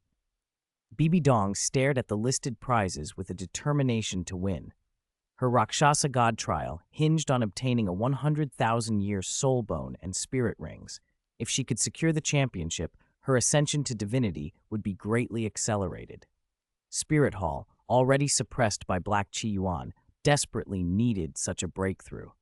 With enough spirit rings and the soul bone, she could ignite a war, absorb the continent's evil qi, and seek recognition from the Rakshasa demonic scythe to become the new Rakshasa god. Given her control over Spirit Hall, starting a war wouldn't be difficult. Bibi Dong had everything in place. She only needed one final push. That prompted her to think of Qian Renshui, her daughter, whom she had treated with resentment. Bibi Dong's feelings toward Renshui were tangled: hatred, guilt, disgust, pity, and more. Still, it was undeniable Renshui possessed extraordinary talent. Her cultivation had lagged because she'd been undercover in the Heaven Du Empire for so long, but even so, she'd broken through to the Spirit Emperor realm. With Spirit Hall's recent acquisitions from the corrupted points, she was already assaulting the Spirit Saint realm. With an innate 20-level spirit power, the Spirit Saint bottleneck wouldn't slow her much. On the Douluo Continent, a higher innate spirit power generally meant faster cultivation. Renshui's innate level put her among the continent's absolute best, potentially still unmatched 10,000 years hence. If Renshui had focused solely on cultivation rather than royal duties and schemes during her undercover years, she might already be a spirit Douluo, perhaps even a titled Douluo. Spirit Hall's way of handling her growth had many problems, but Bibi Dong didn't fully grasp how fiercely competitive the Jedi survival competition would be. If Hu Liena, Xie and Yan, the three Spirit Kings, entered without Renshui, winning the championship would still be very difficult. For the sake of her god trial, Bibi Dong staked everything and quietly arranged for Renshui to participate through the simulated universe so the Heaven Do Empire wouldn't notice. Besides Spirit Hall, major Spirit Master academies in the Heaven Do Empire and Star Luo Empire prepared to enter. Their Soul Master competition had been interrupted by the corrupted points, and they'd regretted missing the chance after 5 years of preparation. This new contest offered richer rewards and posed no real danger in the simulated universe, nor would it delay operations against the corrupted points, so they didn't want to miss it. Tianshui Academy, Blazing Academy, and Shenfeng Academy, thanks to their cooperative relationship with Lu Jingming, had already benefited, especially in acquiring spirit tools and stigmata. Because of someone like Elysia, for instance, Shui Binger had been gifted a 10,000-year Ice Phoenix stigmata. After refining it, Shui Binger instantly broke through to the Spirit King realm, gaining a 10,000-year spirit ring, and her Ice Phoenix spirit evolved significantly, her ice power moving steadily toward ultimate ice.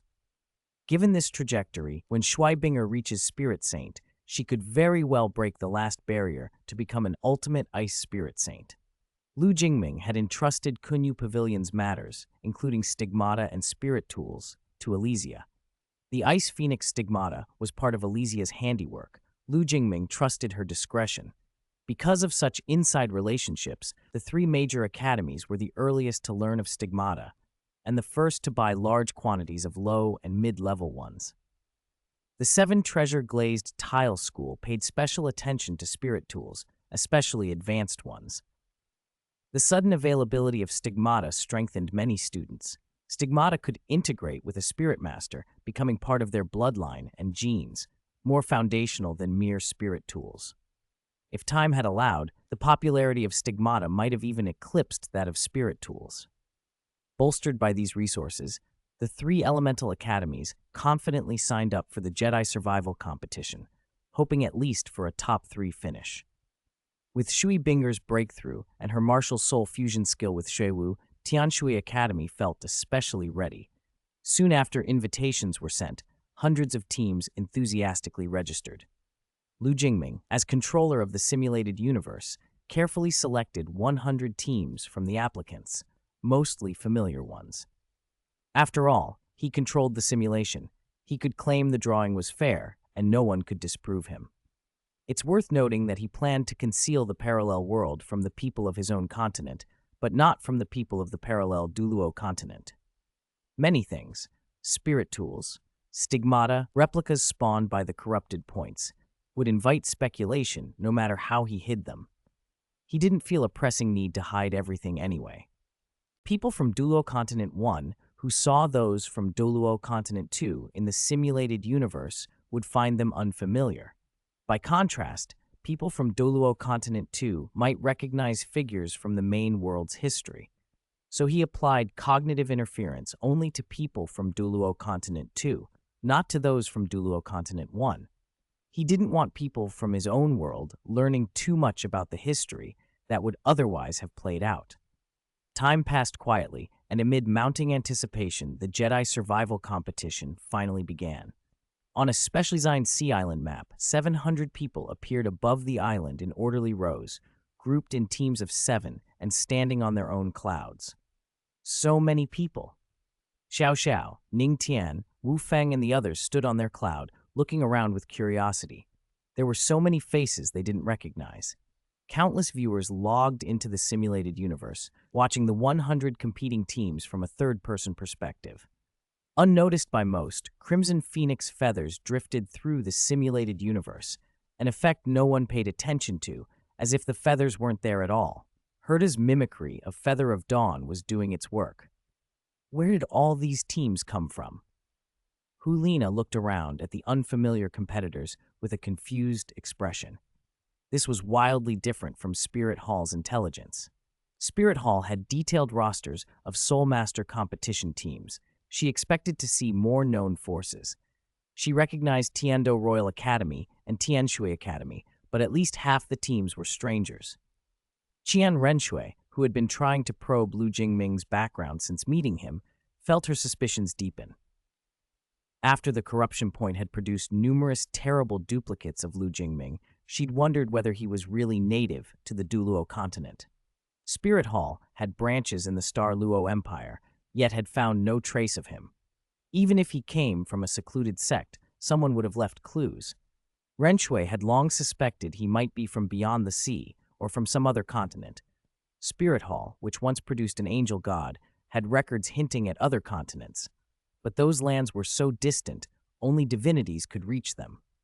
The simulated universe's appearance, the sudden availability of spirit tools and stigmata, and now the presence of dozens of unfamiliar teams, all seemed to confirm her guess. Bibi Dong, Ning Fengji, and others shared the same suspicions. To those at the continent's peak, it was inconceivable that so many unknown teams would suddenly appear. Not everyone noticed the strangeness. Yan Xiaojie and Poison Undying, under the cognitive interference of the mimicked Feather of Dawn, felt everything was normal. They didn't realize many teams were unfamiliar, or that some competitors appeared older than the age limit.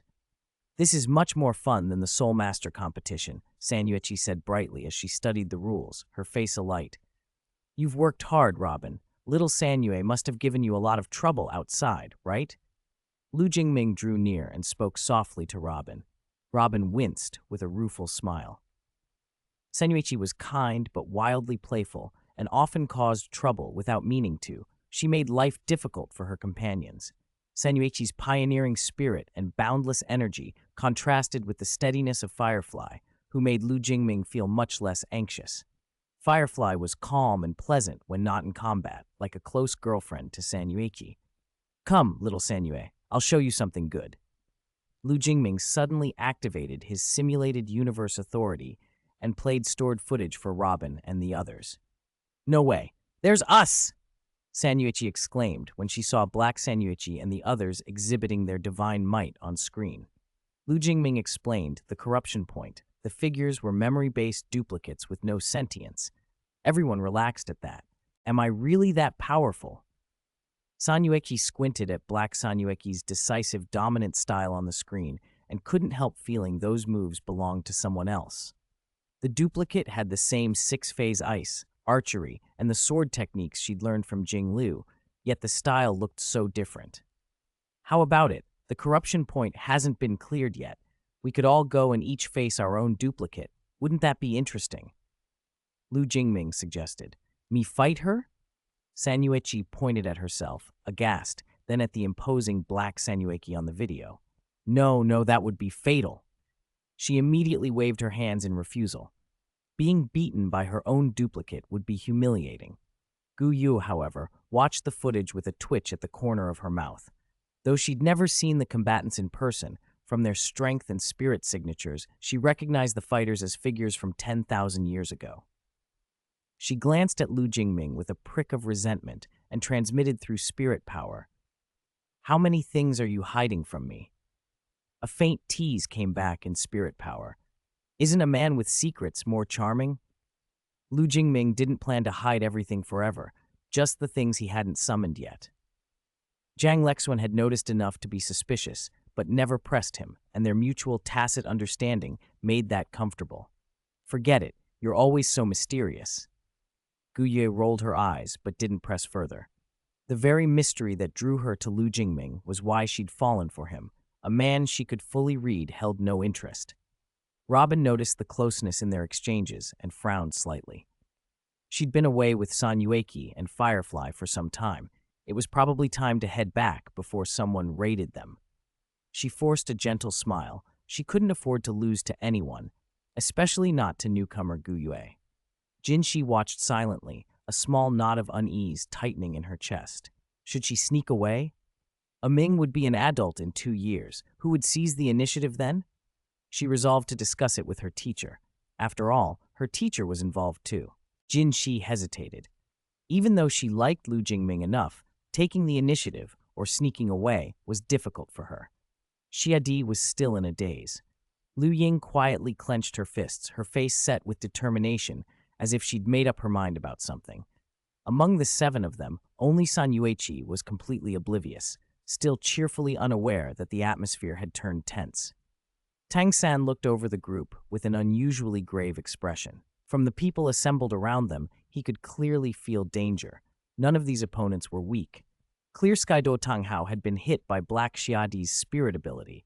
Death Qi had invaded his body, and his life hung by a thread. In desperation, Tang San had brought Tang Hao to the ice and fire yin-yang. Well, using its immense life force to barely suppress the invading death energy. It was a temporary measure at best.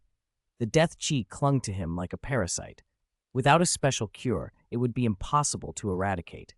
For now, all Tang San could do was let Tang Hao sustain his life by drawing on the well's vast energy. Worse, Tang Hao's will to live was fragile now. If Tang San hadn't insisted on treating him, Tang Hao might already have wanted to withdraw quietly and accept death. After hearing from Xiao Wu, Tang San had nonetheless entered this Jedi survival competition for the same reason everyone coveted that prize: the 100,000-year soul bone and the 100,000-year Saint Mark. If Tang Hao could successfully refine either, he might be able to break through. The power released by a spirit evolution could provide a chance to push out the death Qi, or at least suppress it further. That chance was what made Tang San resolve to join the contest. The competition was being run in the simulated universe, so people inside the ice and fire yin-yang could still participate. But to win those 100,000-year treasures, you had to take first place. That was why Tang San's face was so grim. The Shrek 7 Devils were strong, but their relative youth was a serious handicap in a field packed with powerful contestants. Standing out here would be extremely difficult. Soon, the rules of the Jedi survival competition were projected across the Void Realm for everyone to see. 100 teams would be randomly dropped onto the Sea Island at the start. Some unlucky teams would find themselves in fierce combat the moment they landed. From the island's outer edges, the simulated universe would release a poisonous ring that would slowly contract inward, forcing teams to move toward the center and increasing the likelihood of clashes. Teams could attempt to resist the poison with their own cultivation, but as time passed, the poison's intensity would rise. By the end, even a titled Douluo with poison attributes would struggle to resist. Advancing toward the center was virtually mandatory, and that meant the chances of encountering enemies skyrocketed. Scattered across the island were many low to mid-grade spirit tools and supplies, items that could replenish spirit power, restore vitality, even resist poison chi.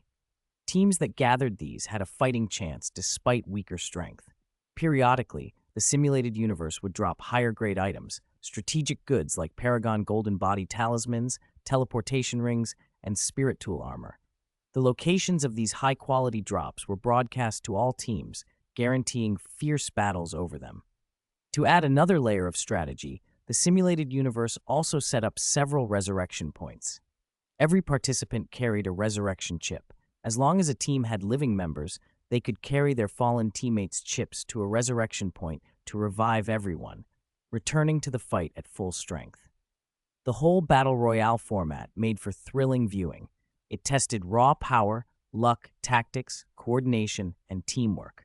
Spectators, whether watching a particular team or taking a god's eye view of the whole field, were hooked. When the 3-minute countdown finished, pillars of light wrapped each team, and the simulated universe initiated the random drops. The light faded, and Lu Jingming, San Yueqi, and the others materialized on a sea cliff. Their luck was poor. Their landing spot was right at the island's edge, with the poisonous ring already not far behind them. They would have to move all the way to the center, unlike the fortunate teams that had dropped nearer the heart of the island. But their original purpose in coming had been to experience the competition, not necessarily to win. As Lu Jingming opened his mouth to say something, a team in the distance caught his eye. He paused, interest flickering across his face. The other team noticed them, too. Some members of that group immediately revealed sinister looks, killing intent flashing in their eyes. The black-robed youth at the head of that team stepped forward and restrained his teammates who were itching to attack. With a grim expression, he barked, "Stop! Hold!" "Saint, what are you doing?" Tang Dai, who wore a skull mask, scowled. He'd long resented Huo Yuhao, whose spirit cultivation was actually lower than his, because Huo had been favored by the Supreme Elder and taken as a disciple, even appointed the blood pupil saint by the cult master. Tang Dai would never have accepted Huo Yuhao as captain otherwise. Outwardly he obeyed, but inside that team, apart from the blue-silver saint, few truly respected Huo as their leader.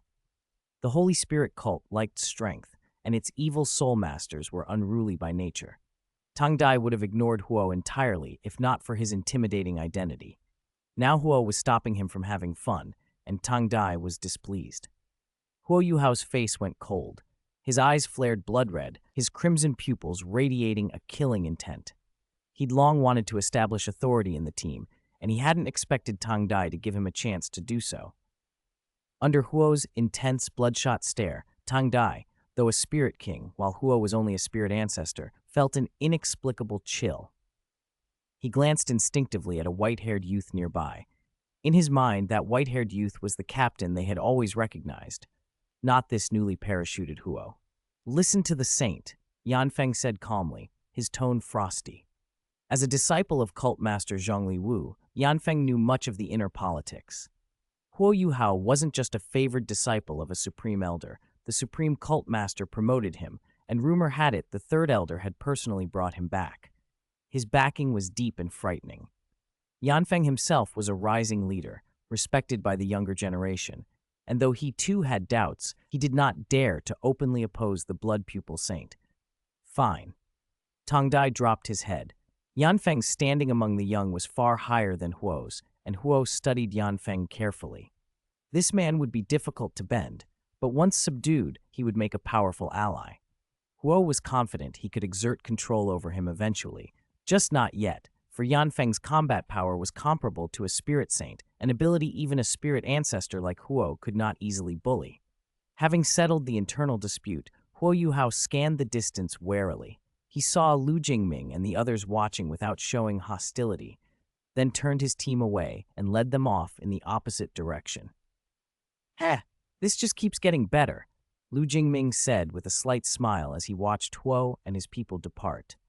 He thought of Wang Dong and Bei Bei, who had also entered the competition. The whole event was shaping up to be ever more entertaining. "Ming, those guys give me a bad feeling. Why don't we just take them out now?" San Yueqi had wanted to act earlier. Huo Yuhao's chilling aura had made her instinctively uncomfortable. Robin and Jin Shi shared her unease. None of them took to Huo and his crew. Tang San's expression remained stern. He shook his head slightly, and San Yueqi relented. They hadn't come here to make enemies unnecessarily. For the time being, discretion was the better part of valor. They would focus on moving toward the center and gathering supplies. The competition had only just begun, and there would be many chances to decide when to strike. Chapter 208, Yu Tianlong and Yu Tianheng. They all wanted to wipe out the Holy Spirit cult team. They were an irritating presence, but Lu Jingming was not about to act rashly, so nobody made any sudden moves. They're strong enough, and this is a simulated universe. Killing them here won't mean much. If we really want to deal with them, we'll have plenty of chances later, Lu Jingming said, shaking his head. He knew Sanyuichi, and the others were naturally kind-hearted and had a hard time tolerating an evil organization like the Holy Spirit cult. Still, eliminating enemies in the simulation would be pointless and would rob them of many interesting developments. If they met the evil soul masters in the real world, he wouldn't stop Sanyuichi and the others from acting. That would just be their bad luck. All right, what now? Sanyuichi quickly put the Holy Spirit cult team out of her mind and refocused on the contest. Let's split up. If we stick together, our strength will be overwhelming, Lu Jingming suggested. Okay, I want to be with Sister Robin, Sanyuichi said, her eyes lighting up. She looped an arm through Robin's, beaming. As a support, Robin's direct combat ability was weaker, and she needed protection. Sanyuichi was the perfect guard. Lu Jingming's plan got unanimous approval. If they moved as a unit, their power would be overwhelming, and they weren't even competing for the championship, so there was no need to crush the other teams. The 7 of them dispersed. Everyone went off alone except for the Sanyuichi-Robin pair. Lu Jingming glanced toward where Huo Yuhao and the others had left, and after a moment's thought, followed them. His gut told him tailing the Holy Spirit cult team might lead to something interesting. On the other side of the island, Wang Chuer, Ye Gui, Lan Susu, Lan Luoluo, Meng Hongchen, Xiao Hongchen, and Lan Ruoro, who had come to St. Freya Academy from the Ordinary Alliance with Yagai, happened to form a team of 7. Lan Ruoro had been sent by Shangguan Weier. Her talent and strength didn't match Yagai's, but she was capable. Despite sharing the surname Lan, she wasn't related to Lan Susu and Lan Luoluo. She was from the Sun Moon Empire. But they'd gotten along well, and with her friendship with Yagai, she'd been invited to join when the team was 1 short. The 7 of them were gathering supplies, slowly moving toward the island's center. They'd been lucky so far. They hadn't encountered any teams upon landing, only meeting one while scavenging. With Wang Chuer, Meng Hongchen, Xiao Hongchen, and Yagai all spirit kings, and the Lan sisters plus Lan Ruoro 3 strong spirit ancestors, that rival team had been reduced to obediently ferrying supplies for them. Suddenly a red dot flashed very close on the virtual map. Everyone's attention snapped to it. From the rules they knew that a red dot indicated an advanced material drop. It's so close. Should we go? Meng Hongchen asked Wang Chuer. She was the team captain, having won the most sparring matches in practice. Of course, Wang Chuer said without hesitation, summoning her golden dragon spear. She feared no one on the island except Lu Jingming and his group, and they'd already said they weren't contesting the championship. More advanced materials would improve their odds. Yegui and Xiao Hongchen were equally confident. They set off at once for the drop. All teams on the sea island could see the advanced material location. Those nearby rushed in. Teams too far away stayed out. A few cautious teams hung back, unwilling to join the melee. A handful of ambush teams lurked just outside the hotspot, hoping to pick up scraps after the fight. The first climax of the Jedi survival competition was about to begin. A red column of light shot into the sky. Inside, a huge treasure chest radiated dazzling light, the advanced materials chest. The special effect was so conspicuous that even without the map, nearby teams could detect it. The Heaven Du Royal team arrived first. Yu Tianheng led Du Guyan and the others at top speed. They intended to grab the materials quickly and withdraw, but the simulation wouldn't make it easy. Opening the chest required a 1-minute countdown. When they saw the timer, the Heaven Do team froze. Nobody had expected that.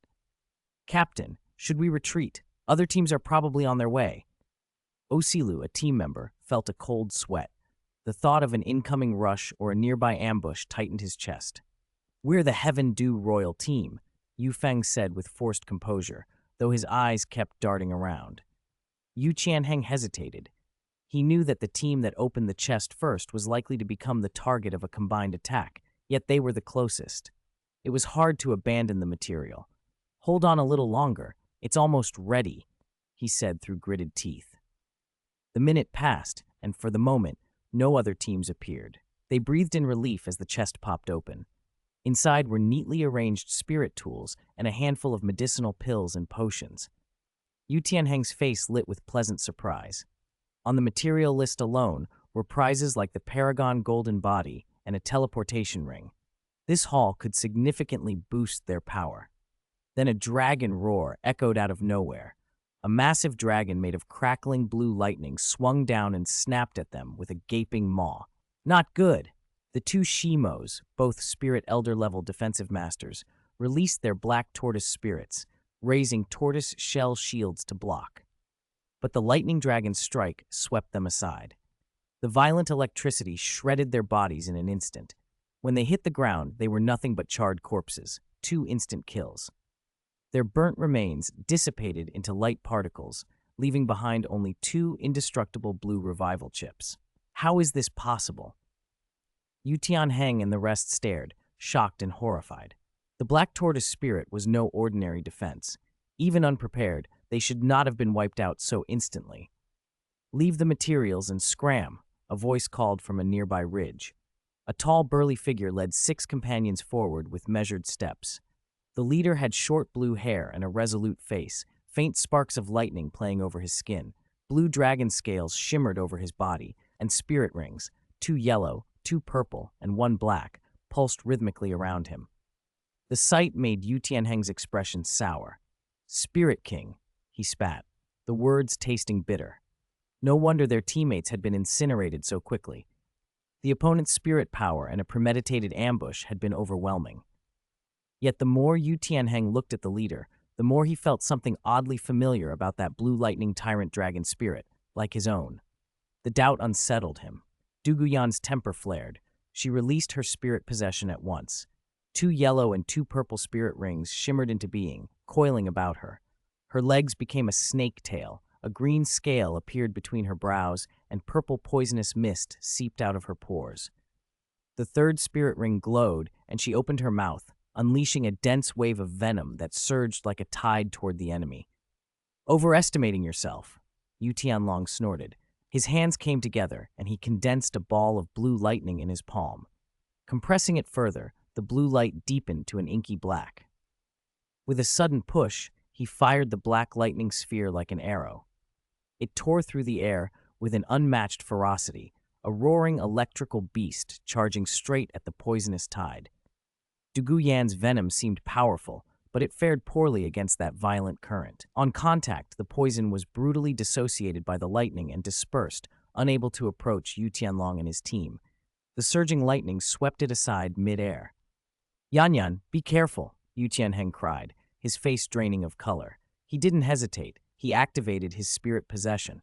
His arms dragonized into 2 thick blue claws, and a layer of electric haze wrapped his body. He moved to block in front of Duguyan. Boom! The black lightning sphere slammed into Yu Tianheng's arms, detonating in a violent explosion. Black lightning ripped outward in chaotic sheets, instantly enveloping Duguyan and the Heaven Do members in a blinding, crackling storm. Chapter 209, Illegal Team Formation. Lightning screamed through the clearing, striking indiscriminately at everyone in the Heaven Do royal team. Yu Tianheng staggered, his skin scorched and his breath ragged. He had used everything to block the black lightning orb's blast. If he weren't a lightning attribute spirit master himself, that strike would have maimed him. His eyes, however, shone with disbelief.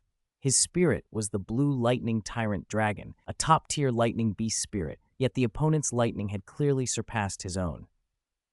Yu Tianlong watched the scene, and the moment Yu Tianheng used a partial dragon transformation, showed a flash of surprise. Blue lightning tyrant dragon spirit, partial dragon transformation. That combination set his expression briefly aside, but the surprise vanished quickly. He recovered his cold, calculating gaze. The blue lightning tyrant dragon legacy wasn't exclusive to one clan. Yu Tianlong had heard that it circulated beyond the blue lightning tyrant dragon clan, but users varied in strength. In their own Tanlong Gate, people shared the spirit, yet he had become the strongest of his generation. Under the tight protection of her teammates, Ye Lingling was unharmed. Yu Feng and Ao Siluo kept her well shielded, while the nine-heart begonia in her hand pulsed a pinkish-white healing light. The glow spread over the injured, knitting flesh and easing burns. Yu Tianheng and the others visibly recovered in moments. Had the two Shi brothers not been struck down so suddenly, Ye Lingling's power could have restored them to peak condition as well. Witnessing that, Yu Tianlong and his companions' expressions shifted. Their gazes on Ye Lingling turned sharp with calculation. Xing Yan, vice captain of the Tianlong Gate team and a spirit king whose spirit was a fire dragon, openly licked his lips. "I've changed my mind," he said. "Keep the supplies. We'll let you revive your teammates, but she stays with us until the end of the competition."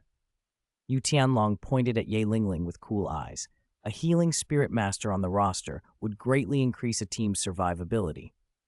It was an opportunity he wasn't going to let pass. Frightened by their predatory stares, Ye Lingling ducked behind her teammates as if to hide. Nearby San Yueqi, watching with keen interest, exclaimed in disbelief. "They're forming teams now?" A Ming didn't forbid team formation. Maybe this is exactly what he feared. Robin watched calmly, unsurprised. It was predictable that some quick-witted competitors would seek alliances. The rules didn't explicitly forbid cooperation, and in the uncertainty of this contest, many would try to cooperate in the early stages. The lure of the champion's reward would always make such alliances fragile, but opportunists like Yu Tianlong might also try to seize teammates by intimidation. That tactic had its limits, of course. The other side could simply withdraw and nullify the ploy. But Yu Tianlong's offer was clever. Give up supplies and let Yu Tianheng revive his team in exchange for leaving Ye Lingling behind. If Yu Tianheng prized ranks over principles, he might accept. Absolutely impossible, Du Guyan snapped without hesitation. Even facing elimination, she would not hand Ye Lingling over. Yu Tianheng, as captain, also shook his head slowly. Abandoning a teammate in exchange for mercy was a betrayal he would not commit. Seeing their refusal, Yu Tianlong's face darkened. He had never been patient, and now he decided to erase the Heaven Dew royal team from the contest. Thunder rolled as he released his spirit and activated the dragon transformation secret art. Blue-purple scales rippled over his skin, his arms shifted into razor claws, and a phantom blue lightning tyrant dragon manifested behind him, radiating a fierce aura. Yu Tianheng froze at once. "Blue lightning tyrant dragon? Who are you?" he demanded, incredulous. By his knowledge, no one of their age from the Blue Lightning Tyrant Dragon clan had reached Spirit King. He and Yu Tianxin of Thunder Academy were known as the twins of the Blue Lightning Tyrant Dragon clan, and both were only spirit ancestors. The bulky youth before him looked no older than he did, maybe younger, yet his cultivation towered far above. If the Blue Lightning Tyrant Dragon clan had produced such a prodigy, Yu Tianheng would have known. "Tianlong Gate, Yu Tianlong," came the curt reply. Lightning gathered in Yu Tianlong's right hand, shaping into the head of a living dragon. Yu Tianheng bristled, suspicious. "Tianlong Gate? Only our clan has the Blue Lightning Tyrant Dragon spirit. Who are you?" No one else reacted when the name Blue Lightning Tyrant Dragon clan was spoken. Yu Tianlong and his comrades acted as if they hadn't heard it at all. Yu Tianlong furrowed his brow, puzzled by Yu Tianheng's agitation. Then Yu Tianlong struck. A thunderous, giant, dragon-laden fist shot forward, lightning roaring in its wake. He meant to finish the battle in one blow. From the edge of the forest, Qian Renshui and her Spirit Hall team watched closely and heard the exchange. She, too, had never heard of a Tianlong Gate, but a force with Spirit King disciples who bore the Blue Lightning Tyrant Dragon could not be insignificant.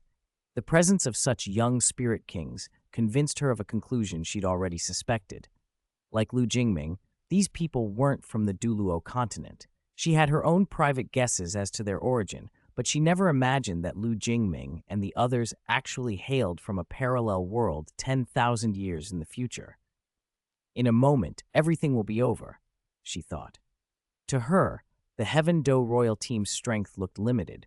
Against such a Spirit King-level Blue Lightning Tyrant Dragon, resistance seemed hopeless.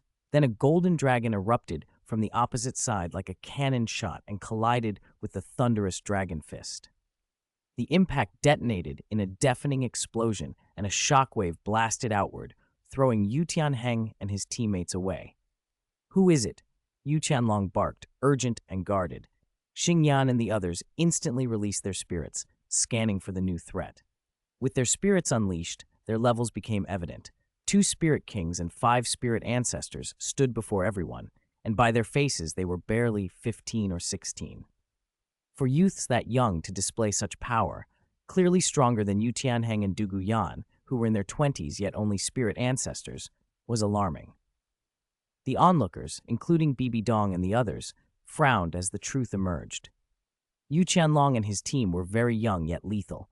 Their strength rivaled and even exceeded the golden generation of the Spirit Hall. If these competitors came from another land, did that mean other continents harbored far greater power? From the small, they were inferring the strength of an older generation, and the implications were unsettling. As the dust cleared, Wang Chuer strode into view, spear in hand, flanked by the St. Freya Academy's second team. Golden dragon wings fanned from her back. 2 golden horns rose on her forehead. Her spirit ring configuration, 2 purple and 3 black, and the golden dragon phantom that surged about her radiated a pressure unlike anything present had felt before. She bore the golden dragon spear, and the dragon might she exuded pressed down like an immovable mountain. Yu Tianheng dropped to one knee under that force, disbelief etched across his face. First, a blue lightning tyrant dragon spirit master stronger than him had revealed himself, and now a golden dragon spirit master had appeared. He could not reconcile it. When had a true dragon spirit more powerful than the blue lightning tyrant dragon shown up in this world? It was absurd. It wasn't only Yu Tianheng. Du Guyan and the rest, none of them dragon clan spirits, felt the weight of the dragon might settling over them like a storm. Chapter 210, Ye Lingling, the object of contention. Wang Chuer's golden dragon spirit was the pinnacle of power, a simulated manifestation drawn from a trace of the golden dragon king's bloodline within her true form. Even as a simulation, the golden dragon king was effectively half of a dragon god. His bloodline stood at the very apex of the dragon clan. Compared with that, the blue lightning tyrant dragon spirit was far inferior. What a spirit ring configuration! Qian Renshui's pupils tightened.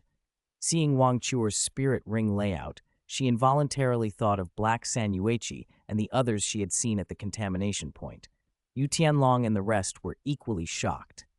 It wasn't just Wang Chuer's terrifying rings that frightened them. Their own bloodlines and spirits seemed suppressed in her presence. "She's mine. You. Get lost." Wang Chuer pointed her golden dragon spear straight at Ye Lingling, then turned coldly to Yu Tianlong and his comrades, her tone imperious. As her words fell, Ye Guyi, Meng Hongchen, and Xiao Hongchen all released their spirit rings. Each of them was at Spirit King level with 5 spirit rings, and with Lan Susu and the other 3 spirit ancestors added to the pressure, their combined aura completely overwhelmed Yu Tianlong and the others. When Ye Gai released her spirit, Hu Liena's eyes widened, and she glanced at Qian Renshui with surprise. Hu Liena did not know much about Qian Renshui's sudden appearance, only that she came from the Angel clan and had a strained relationship with her master. Still, Qian Renshui's strength was undeniable. She was a trump card for Spirit Hall's team in this contest. Those bearing angel spirits generally stayed within the Angel clan, but here was an angel spirit in another team, not an ordinary one either, but a top-tier spirit second only to the Seraphim in the Angel clan, the Holy Angel. "If you want us to scram, try and make me," Yu Tianlong snarled, eyes burning with battle intent as lightning crackled around him. He activated his spirit ability, Thunder Hell. The blue lightning turned a deep black, massively amplifying its power and raising its destructive force. The ground shattered under the recoil as Yu Tianlong charged like a streak of ebony lightning. Wang Chuer didn't flinch. The golden dragon spear whistled through the air and slammed down like a mountain. The surrounding air twisted and compressing under the force, emitting sharp, tearing sounds. "Boss!" Xingyan's face showed helpless frustration. The situation was clearly going against Tianlong Gate, but Yu Tianlong had already been consumed by fury. He was the kind of person who could not swallow humiliation. Once enraged, he would strike with everything he had. "Join me," Xingyan cried, and the Tianlong Gate disciples leapt into the fray. Red scales covered his body, crimson dragon wings unfurled from his back, and he soared upward. Raising his hands, a giant fireball swelled in his palms, radiating scorching heat. Yagai snorted dismissively. The holy sword in her hand erupted with dazzling platinum light, and a massive blade of holy radiance tore through the air and struck Xingyan mid-flight. Boom! The battlefield instantly erupted into white-hot chaos, thunder roaring, holy light flashing, flames burning, and dragon roars mingling together into a fierce symphony. "Captain, we should retreat." Yufeng had quietly scooped up Shimo and his revival chips and, seizing a moment, urged Yu Tianheng to flee. The raw power from Tianlong Gate and St. Say's Freya Academy's second team made a deep helplessness well up inside him. He was a regular member of the Heaven Do Royal team, proud and regarded as one of the Empire's outstanding young talents. But now he doubted himself. "I'm afraid we can't leave," Yu Tianheng said with a bitter smile, signaling Yufeng to look. Blue hair had appeared at some point, converging around them and encircling them completely. The two twin girls, who weren't directly taking part in the brawl, watched them intently. A wave of desperate powerlessness surged through Yu Tianheng. He almost wanted to stop struggling, but to withdraw now would ruin Tiando Royal Academy's face. This competition was being watched by many powerful figures. Even Emperor Shuiye had been following the event. Retreating would shatter their reputation. They could lose, they could be defeated in battle, but they could not give up on their own. "Tianheng, there are only two spirit ancestors. Let's break out," Duguyan snapped. As the granddaughter of poisoned Douluo, she had never tolerated humiliation. She had reached her limit. "All right," Yu Tianheng nodded. Rather than wait to be mopped up after Tianlong Gate and Saint Freya fought it out, they would seize a chance and fight their way out. Wrath of Thunder, Lonely Goose Insomnia, Wind and Cloud Rise, Ghost Leopard Clone. Yu Tianheng and the others unleashed their spirit abilities, targeting Lan Susu and Lan Luolo. The two sisters exchanged a glance, mischief and resolve flashing across their faces. They pressed close and locked their fingers together. Their spirit power began to merge and converge. Huliena, who had been watching covertly, felt her pupils shrink. The scene, the twin girls pressing together, their powers intertwining, reminded her of the martial soul fusion skill she and her brother Yue had once used. Martial soul fusion skill, heaven and earth net. Just as Huliena had suspected, Lan Susu and Lan Luoluo were performing a martial soul fusion skill. They had no intention of hiding their strength. If anything, they wanted to flaunt it, to prove they were more than just ornamental members of the team. Wang Chuer and the others were already so dominant that the twins' fusion skill was the only thing they could rely on. As twin sisters, their synchronization was exceptional. Their fusion rate might not be a literal 100%, but it was no lower than 90. Under the martial soul fusion skill's amplification, the blue hair changed massively in both strength and number. The hairs, as if alive, surged and wrapped around Yu Tianheng and the others. Neither Yu Tianheng's transformed lightning, Du Guyan's poisonous qi, nor Yufeng's wind blades could cut through the hairnet defense. In short order, the students were cocooned in giant blue husks, only their heads exposed. The only exception was Ye Lingling. "Oh my, you're really pitiable. How about it? Join us? You've seen our strength. Can you stand by and watch your teammates be taken out so easily?" Lan Roro didn't join the fight.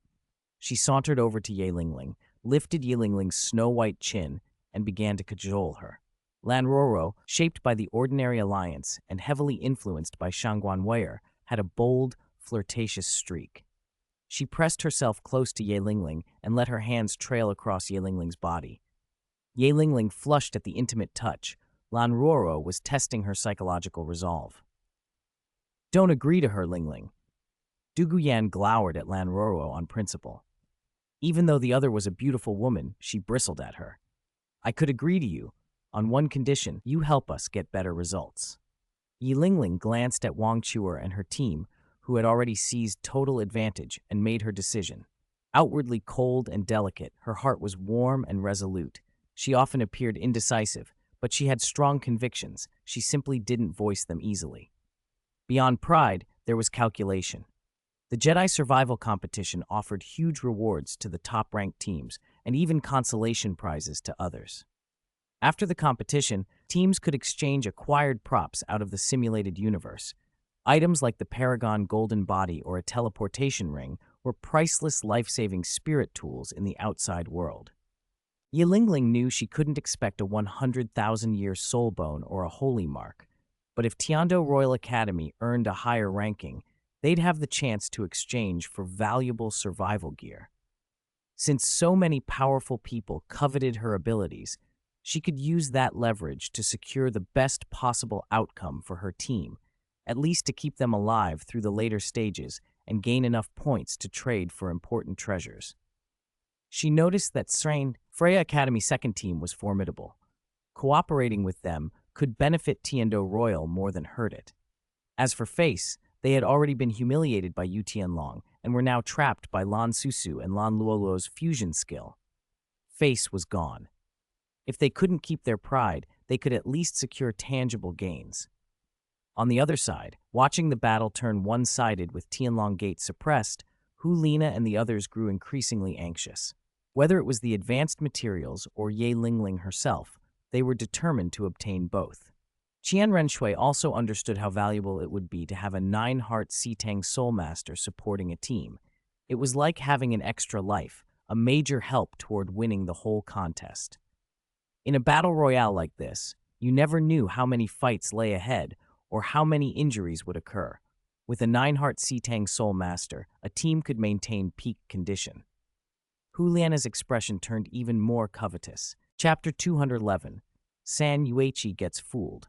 On the battlefield, Yu Tianlong clashed with Wang Chuer again and was sent flying by her spear, gouging a deep crater into the earth. Xing Yan was being double-teamed by Meng Hongchen and Ye Gai, nearly losing half his life. Other Tianlong Gate disciples were suppressed by Xiao Hongchen's spirit tool turret tactics, and the whole side was in disarray. Seeing this, Qian Renshui could no longer sit still. She led Hu Lina and the others forward to join the fight and claim the spoils. Before they could move more than a step, 2 figures stepped out and blocked their path. Qian Renshui's expression hardened. "It's you? You know us? I don't remember ever seeing you before," the taller of the two said with a puzzled look. It was San Yueqi and Robin who stood in the way. San Yueqi blinked at Qian Renshui's surprise. She had never met this beautiful woman and couldn't understand how the other party recognized her. Maybe her reputation had already spread to other worlds? Robin, however, was quick. She'd watched the video Lu Jingming had shown them. She knew about the Black Robin and the parallel world footage. Lu Jingming hadn't hidden much. Seeing Qian Renshui recognize them, Robin realized what had happened. Qian Renshui must be recognizing their memory replicas from a parallel world, not them personally. Ahem, listen, leave now and no one gets hurt. Otherwise, you're all dead. San Yueqi cleared her throat, shrugging off her confusion and trying to look menacing. She was imitating Firefly's cold, commanding style after spirit possession, determined to act the part. Robin almost laughed and covered her face. The young singer couldn't help thinking, she's copying Firefly's lines without paying any copyright fees. Instead of awe, Hu Liana and the others found San Yueqi utterly adorable in that forced pose. Qian Renshui's face registered a flicker of surprise too. She had never expected that the domineering, ruthless black San Yueqi from the contamination point would have such a sweet, naive, true form. The contrast stunned her for a moment. Robin watched the display with a wry expression. She wanted to tell San Yueqi that Firefly's lines sounded imposing because Firefly was wearing the Sam mech suit and using her full aura. Without that, the lines were just lines. San Yueqi's imitation, strained aura and all, wasn't nearly as fearsome. San Yueqi, oblivious to the odd looks, beamed inwardly. She'd always thought Firefly's lines were cool and had been longing to try them. Now she'd said them, and the golden-haired woman opposite seemed frozen with fear. Pride swelled in San Yueqi so much, she almost put her hands on her hips, then remembered to maintain the dignified stance she'd worked so hard to copy. "Who are you joking with?" Hu Liana said. She didn't know San Yueqi, but found the girl charming. "This young miss is covering them. You'd better behave and leave. Sanuichi felt her hard-won dignity questioned. She remembered Firefly's lines always came after spirit possession, so without hesitation she summoned her pink longbow. 6 spirit rings lit up in sequence, 2 purple, 3 black, and 1 red, and a chilly, powerful aura burst out. Hiss! Juliana and the others gasped. The spirit ring formation and raw power surprised them. Sanuichi's strength was real. Qian Renshui's eyes narrowed just slightly. Sanuichi's aura wasn't as razor-sharp and killing as the black Sanuichi she'd seen at the contamination point, but it was still impressive. She decided to probe. "Do you know Lu Jingming?" Qian Renshui asked, measuring the answer. Sanuichi's attention snapped to the name. You know Ming." As simple and candid as ever, she revealed more than she meant to. Robin suppressed a smile. Qian Renshui had counted on someone like Sanuichi, straightforward and trusting. "Yes, I'm Brother Lu's friend," Sanuichi answered plainly. Qian Renshui was mildly surprised at how easy it had been to get that information. "Since you're Ming's friend, we won't eliminate you. Leave quickly." Sanuichi accepted it at face value. Given what she knew of Lu Jingming's personality, it made perfect sense that someone like this beautiful woman would be his friend. "All right, we can leave, but did Brother Lu participate in this competition?" Qian Renshui pushed on gently. "Of course. We're teammates. We have to compete together," Sanuichi replied without thinking. Robin didn't intervene. She'd seen Qian steering the conversation and felt the details Sanuichi was giving weren't critical. Besides, she thought, Qian might actually know Lu Jingming, so it was entertaining to watch Sanuichi get a little used. Under Qian Renshui's subtle questioning, Sanuichi inadvertently gave away more. They were from St. Freya Academy, and the team fighting behind them was St. Freya's second team. That was why Sanuichi had blocked Qian and her friends from taking the spoils. Lina and the others exchanged looks. They had all noticed Qian extracting information and were bemused at how oblivious the pink-haired girl was. Sanuichi was just that simple. Having got what she wanted, Qian Renshui felt a small pang of guilt. Sanuichi had been so naive and honest. Tricking her like this weighed a little on Qian's conscience. She glanced at Robin, who had been watching with an amused, unreadable smile, then turned away and rejoined Lina and the others. Qian had deliberately kept her questions superficial. She sensed Robin was far less simple than she looked and would have stopped her if she'd probed any core secrets. Watching them go, Sanuichi felt warm toward Qian Renshui. The older woman had played along with her so kindly. "That big sister's pretty nice, huh? Ming really plays around in other worlds. Sister Robin, why don't you keep him in line?" Robin rolled her eyes. "Do you even know her name?" Sanuichi's face fell. She realized, belatedly, that she'd been outmaneuvered. "Did I get fooled?" Robin's lips curved into a gentle smile as she reached to ruffle Sanuichi's hair. "You're just too trusting. I think you're cute that way. Ming probably thinks so too." Sanuichi grumbled, sulking, but Robin soothed her. It wasn't important, and she didn't go too far. Besides, even if I'd been there, Qian Renshui still probably couldn't have got any of Haiwan City's deep secrets from you. You only revealed surface details. Sanuichi pouted, but felt comforted. Robin watched her recover with a quiet smile, thinking it had been harmless fun, and certain vital secrets, as expected, had remained safe. Chapter 212. Huo Yuhao and Tongsan Sanuichi wasn't truly naive. She knew there were things one couldn't blurt out, and she became more guarded when faced with probing questions. Her innocence, frankness, liveliness, and kindness were rare and precious, the reasons everyone adored her. But that didn't mean she was completely defenseless with strangers. Even if someone knew Lu Jingming, they couldn't expect Sanuichi to spill everything without reservation. On the other side, the battle was drawing to a close. Wang Chuer's golden dragon spear transformed into a true golden dragon, piercing Yu Tianlong's chest with blinding speed. Xingyan's lips had gone purple, and his face was paper white, clearly poisoned by Meng Hongqin's cold toxin. Without the extraordinary constitution granted by his top-tier beast spirit, he would have collapsed long ago. Seeing Yu Tianlong fall, Xingyan's last remaining breath vanished. His vision went dark. The combined effects of poison and grievous wounds reduced him to light in an instant, leaving only a resurrection chip behind. Yu Tianlong looked down at the dragon-shaped spear wound in his heart. Thanks to his robust constitution, he didn't die immediately, but he knew he had been beaten, and by a female dragon spirit master his own age. He tried to speak, lips parting as if to ask Wang Chuer's name, but only thick mouthfuls of blood spilled out. With the dissipation of the seven lights, the Tianlong Gate team was utterly annihilated. They had once been contenders for the top spots in this Jedi survival competition, but had met the St. Freya Academy second team shortly after the contest began. Take the items. You'll come with us.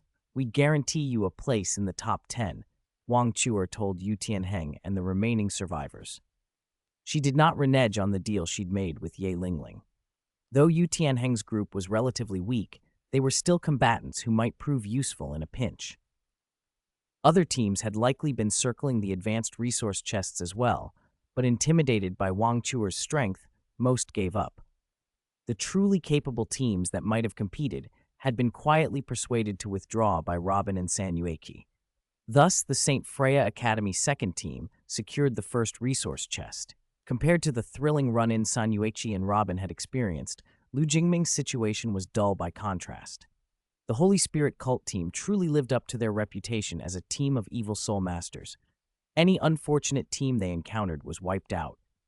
The Holy Spirit cult team was terrifyingly powerful. 2 spirit emperors, 4 spirit kings, and a spirit ancestor level Huo Yu Hao. Yet oddly, the most menacing individual was Huo Yu Hao, who on paper seemed the weakest. Among the spirit emperors, leaving Bone Dragon Yan Feng aside for the moment, the other dominating presence was Tang Ya, who fought with dark blue silver grass. She'd only recently joined the Holy Spirit cult, yet her strength had rocketed. No wonder that when she later appeared in the Mingdu Soulmaster competition, she had already reached the Saint-grade Spirit Saint level, and advanced at that. The higher one cultivates, the slower progress usually becomes. Tang Ya had initially not even been a core disciple of Shrek Academy, nor qualified for its inner court, but in barely over a year inside the Holy Spirit cult, she had broken through to Spirit Emperor. Astonishing speed. The cult's backing helped, but Tang Ya's breakthrough owed much to the devouring nature of her dark blue silver grass spirit. The Tang sect had always insisted that its leader possessed the blue silver grass spirit. It was ironic, and this generation produced a mutated spirit. The dark blue silver grass was an evil spirit that could devour an enemy's blood, spirit power, life force, even soul, to strengthen itself. Having an evil spirit didn't necessarily make one an evil soul master. The choice was the spirit master's. Tang Ya, driven by revenge, chose the path of an evil soul master. Initially, she had restrained herself and only targeted enemies, but after being discovered by the Holy Spirit cult's 5 great offerings and brought into the cult, she lost much of her freedom. The cult valued Tang Ya not for her loyalty, but for the growth potential of her dark blue-silver grass and the overwhelming power she would bring once matured. They controlled her with secret arts and medicines. Though her heart remained with the Tang sect, Zhongli Wu, the cult's leader, saw she would become a puppet holy maiden, valuable but not free. Huo Yu Hao was different. He had genuinely joined the Holy Spirit cult, and as the disciple of dragon god Douluo Muen, received special treatment. The cult's 2 strongest pillars showed him exceptional care. Zhongli Wu even intended to groom Huo Yu Hao as his successor. Huo Yu Hao's eyes narrowed as he looked at the black-haired girl beside him. He hadn't expected to see Teacher Xiaoya within the Holy Spirit cult. Unlike him, most of Tang Ya's memories had been erased and she could not recognize him, yet in some subconscious way, she still obeyed him more readily than others. A flash of inexplicable irritation rose in Huo Yu Hao at the sight of Tang San. A flicker of disgust crossed his face, though he couldn't explain why. He trusted the instinct. "Yo, more prey has come to our doorstep," someone announced. Advancing toward the center of the sea island, the Holy Spirit cult team had again found other teams and immediately surrounded them. Along the way, no team the cult discovered escaped. "Not good. We've been spotted. Fall back." Tang San's expression hardened. The mysterious heaven treasure record he had cultivated sharpened his senses. The moment he detected the Holy Spirit cult team, he felt overwhelming danger and knew they had run into a powerful force. "Trying to run? Who asked for your permission?" Lich King Xiaolei sneered. extending his withered right hand. With the surge of spirit power, bone hands erupted from beneath the earth like monstrous claws, reaching for Tang San and his companions. "Holy cow, what is that?" Ma Hongjun cried out, startled by the bones sprouting from the ground. He leaped and spat blazing flames at the earth. Tang San's expression grew grim. He slammed one hand into the ground and blue-purple, blue-silver grass vines shot up instantly, meeting the bone claws. Blue-silver grass? Huo Yuhao frowned as the bone hands were held back by the vines and glanced subconsciously at Tang Ya. Then his gaze settled on Tang San again. The irritation flared anew, inexplicable but real. "Huo Yuhao!" he called softly. Tang Ya lifted her black hood, revealing a beautiful but ghostly pale face. Her eyes were empty and distant as she stared at Tang San. 6 spirit rings flashed into being in quick succession, the air filled with the metallic tang of blood as black, red, dark blue, silver grass surged from the earth in a wave, covering everything. The vines writhed like giant dark pythons, tearing at the ground and sweeping madly toward Tang San and his allies. A spirit emperor and blue-silver grass? Am I dreaming? Ningrongrong, holding her 9 treasure-glazed tile pagoda and providing auxiliary spirit abilities, couldn't help exclaiming. It was the first time she'd seen another blue-silver grass spirit master besides Tang San, and one at spirit emperor level. This is different. It's not an ordinary blue-silver grass. Tang San's face grew even more serious. One spirit emperor would have been hard enough. Tang Ya's spirit was fundamentally different from his own. "Little San, what should we do?" Daimubai swung his tiger claws and white light sliced through the air, cutting the rushing vines. But the vines seemed endless. At this rate, they would be worn down. "Little Ao, make flying sausages. Quickly. We need to retreat now." Tang San made the decision. Their opponents weren't just a spirit emperor. They had multiple spirit kings and other formidable members. The only sensible option was to flee. Oscar immediately produced several flying sausages and handed them out. As Tang San and the others sprouted wings and fled at top speed, Huo Yuhao's lips curled into a mocking smile. To be mentally locked on by his detection and still hope to escape was wishful thinking. The Holy Spirit cult hunted them calmly and steadily. With Huo Yuhao's shared mental tracking, no matter how desperately Tang San and his team fled, they could not shake the pursuit. "Split up! Run! If at least one of us survives, we still have a chance." After being chased for a long time without losing the tail, Tang San realized they were locked on. He ordered everyone to scatter. The game had a resurrection mechanism. As long as one person lived, they could later retrieve their teammates' resurrection chips and bring them back.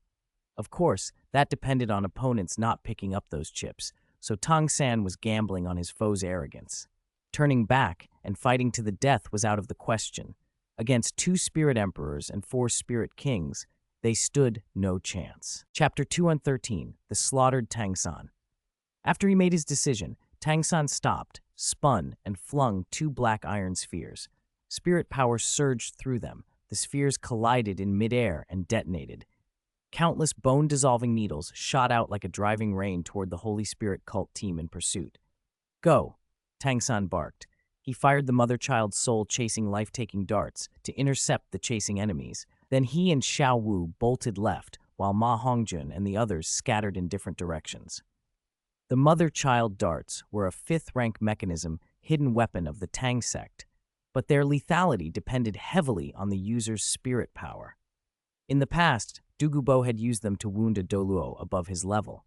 Now, with Tang San's refined hidden weapon skill and spirit power, they could at best threaten a spirit emperor. Whether they could kill someone was another matter. Luck ruled that. Tang San's luck failed him. Under Huo Yuhao's mental detection, all the bone-dissolving needles were revealed. Their flight paths were entirely observed and predicted. With his shared mental detection, the mother-child darts did not land a single hit on the Holy Spirit cult team. Hidden weapons. Huo Yuhao's surprise showed for a moment, then his expression hardened. His eyes flared a dreadful blood red, and an invisible mental shockwave slammed into Tang San and Xiao Wu. Both choked as their bodies stiffened, but they fought to recover and kept running. Huo Yuhao's surprise at their resistance was immediate. They were only spirit ancestors, not even spirit kings, yet they had withstood his mental blow. He could not know Tang San's purple demon eye had pushed his mental force far beyond ordinary spirit masters, nor that Xiao Wu, 100,000-year spirit beast in human form, possessed unexpectedly strong mental power herself. Their resistance cost them time, though. Their speed slowed, and they were soon overtaken. Blocking their path was Yanfeng, bone wings unfurling from his back, 6 spirit rings spinning around him. Tang San's heart sank. They were in serious danger. Fear did not swell in him so much as a bitter regret. This contest had exceeded every expectation. It seemed he would not win that 100,000-year Saint Mark and spirit bone he wanted for his father. Third brother, let's fight, Xiao Wu decided without hesitation when escape proved impossible. If she died here, she would take someone with her. Fight to the death, then. Yanfeng sneered and conjured an illusory ice frost bone dragon behind him. The temperature around them plunged, and a frost breath streaked toward Tang San and Xiao Wu like a spear. Tang San no longer held back. His clothes tore with a hiss as the 8 spider lances erupted, and blue-silver vines wrapped around Xiao Wu's waist. Using the 8 spider lances as pivot points, Tang San darted and dodged the icy onslaught while carrying Xiao Wu. What a pity it's an external spirit bone, and a simulated universe to boot. How lucky it would have been to meet you outside. Yanfeng murmured, regret flickering across his face. External spirit bones were rare and normally could not be looted, though the Holy Spirit cult knew secret methods to do so. Their value was supreme among spirit bones. That was why Yanfeng's regret was so keen. Huo Yuhao, however, cared for none of that. A brilliant emerald light wrapped his form as the illusion of an ice jade emperor scorpion swelled and an arctic storm surged outward. The ultimate ice in that storm swept over Tang San and Xiao Wu with terrifying speed. The bone-cutting cold stiffened them and robbed them of speed. Tang San instinctively raised his hand to counter, but the freezing wave had already taken hold. A black-red blue-silver shoot, or spear, gathered in a palm and flashed like lightning. Blue-silver overlord spear! The cry rang out as a dark, blood-tinted spear struck Tang San's chest. Under Huo Yuhao's ultimate ice control and Yanfeng's assault, the blow struck true. Tang San didn't have time to draw his clear sky hammer. Hidden weapons rely on surprise, and Huo Yuhao's mental detection allowed no hiding. The spear pierced Tang San's heart. Before he could react, his body slumped and warm blood splattered across Xiao Wu's face. Xiao Wu snapped awake as if from a dream, eyes blazing scarlet.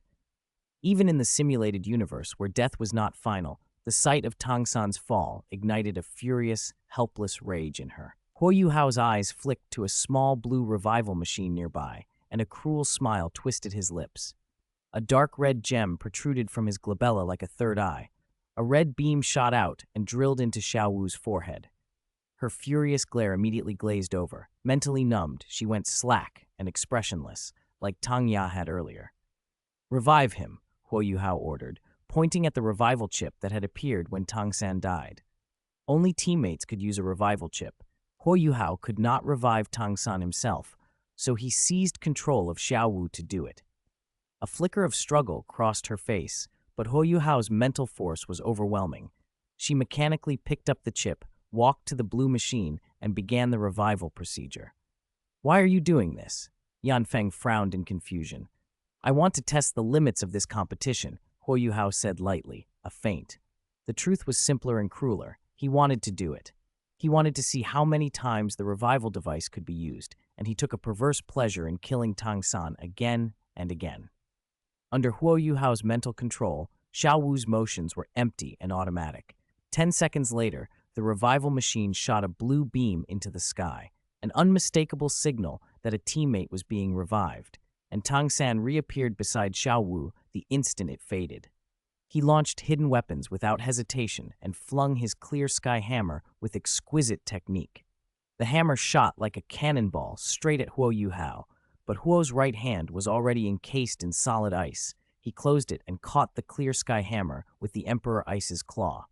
The hammer, known for its sheer impact, met Huo's claw in a clash of titans, but Huo Yuhao handled it with casual ease.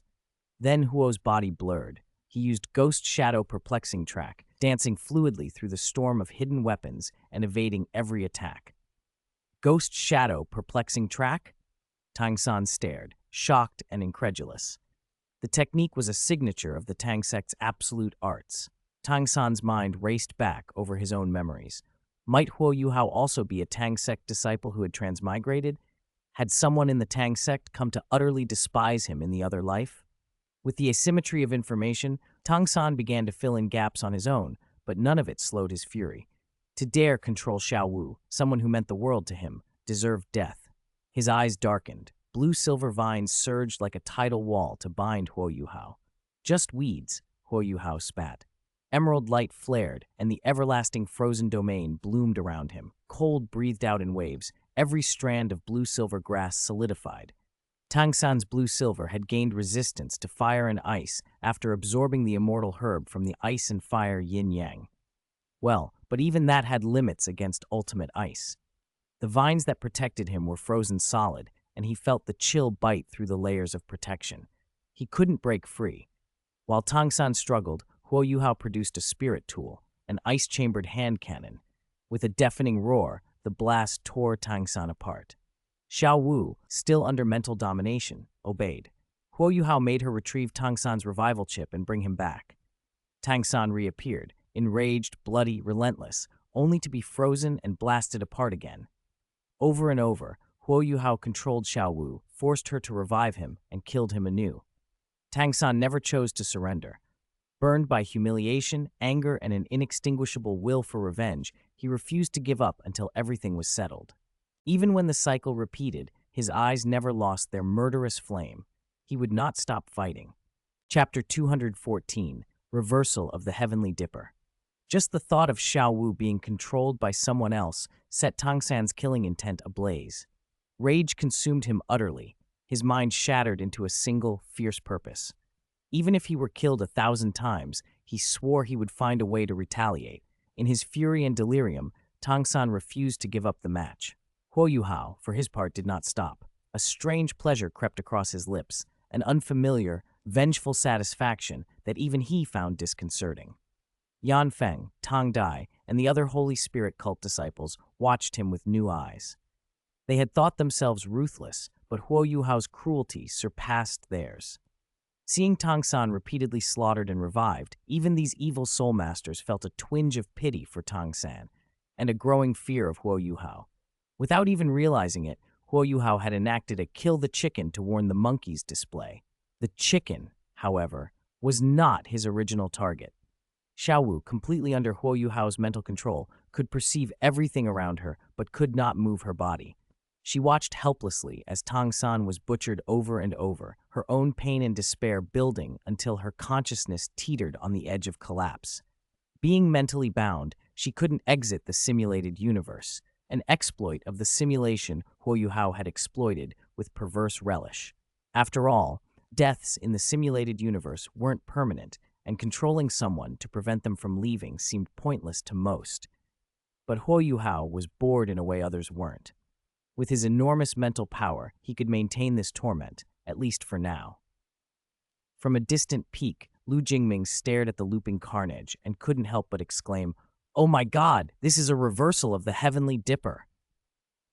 He remembered how, in the original tale, inside the Qiangkun Asking Love Valley, sea god Tang San had tortured Huo Yuhao the very same way, killing him repeatedly.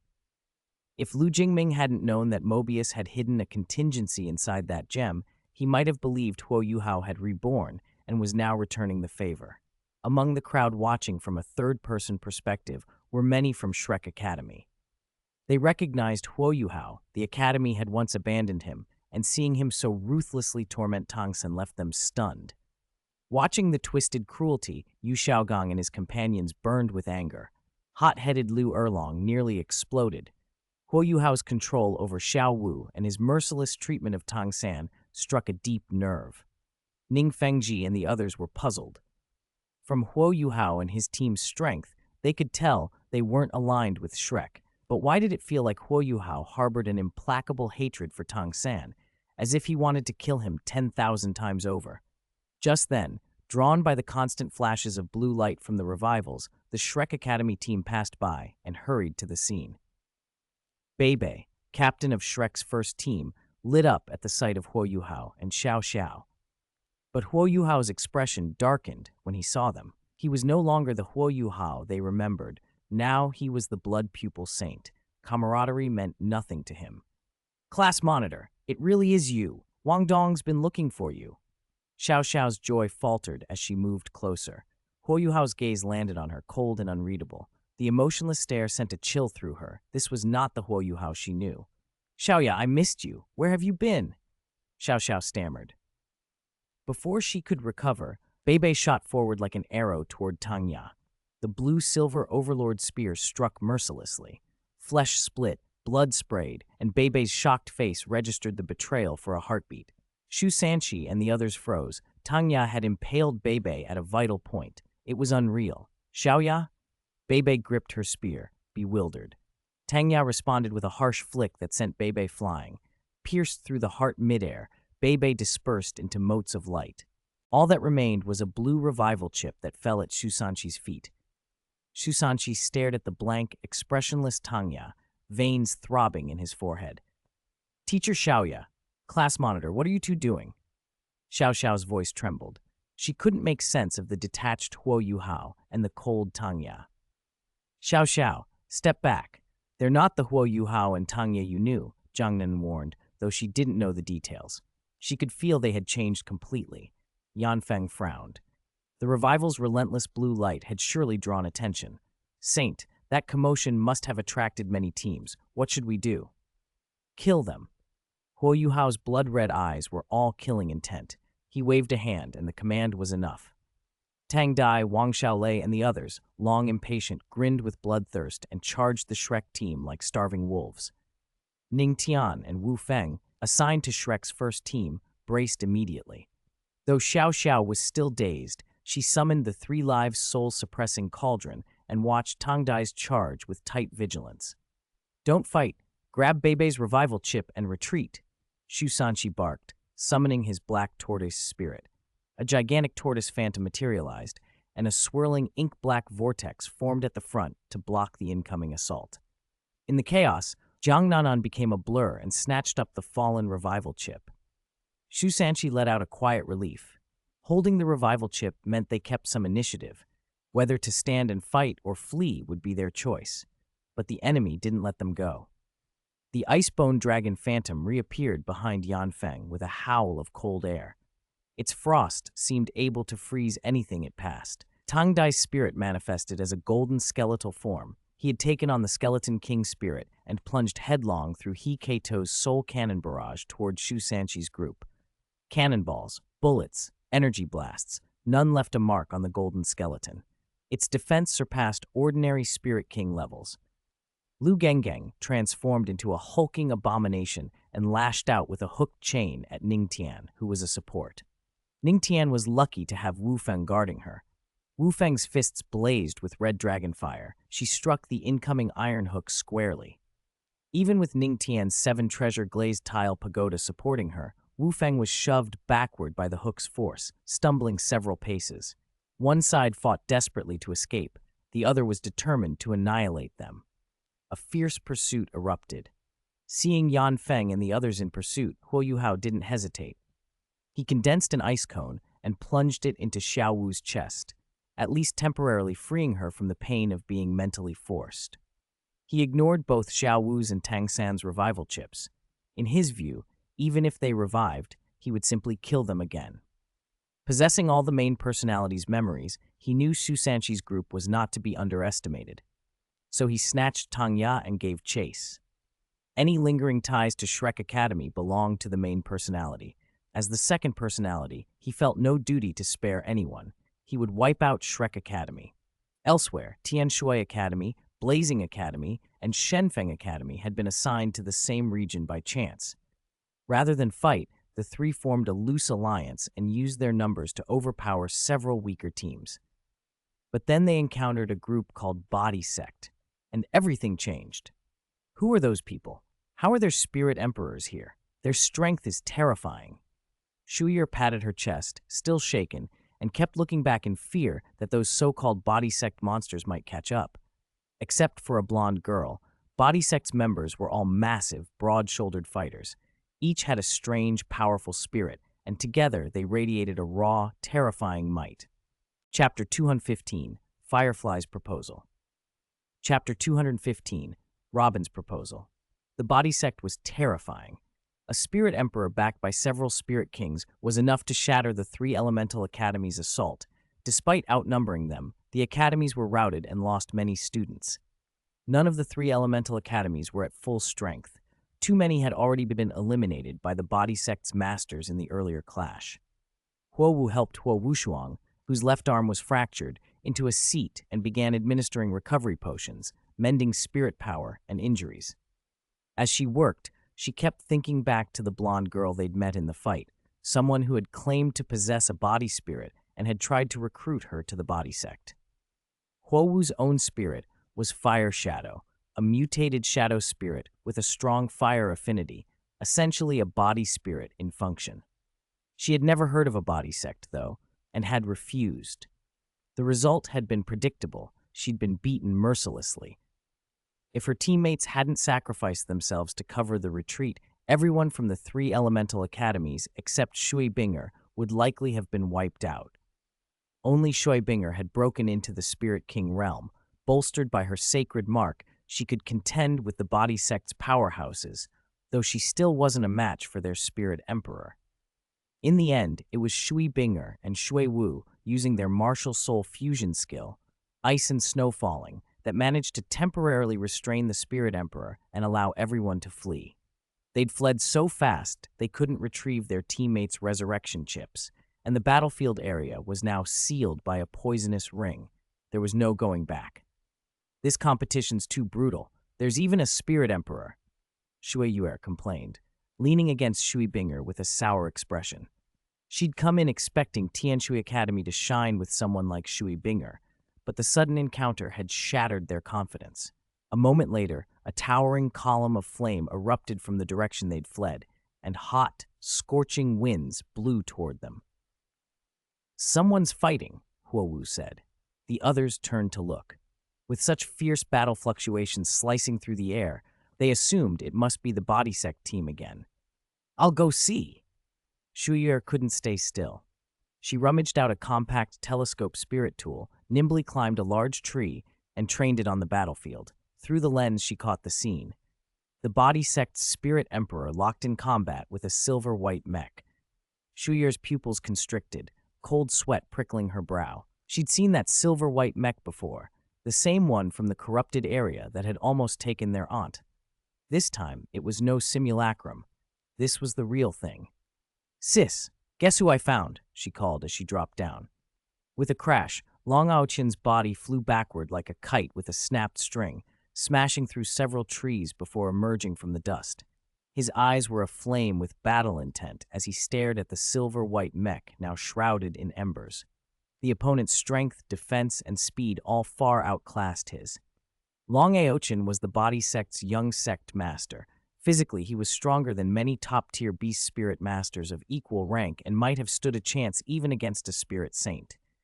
Yet in front of Robin, he'd been sent skidding through the trees in only a few moves, overwhelmed in every way and threatened by the mech's flames. "Enough, Aochin. Stop!"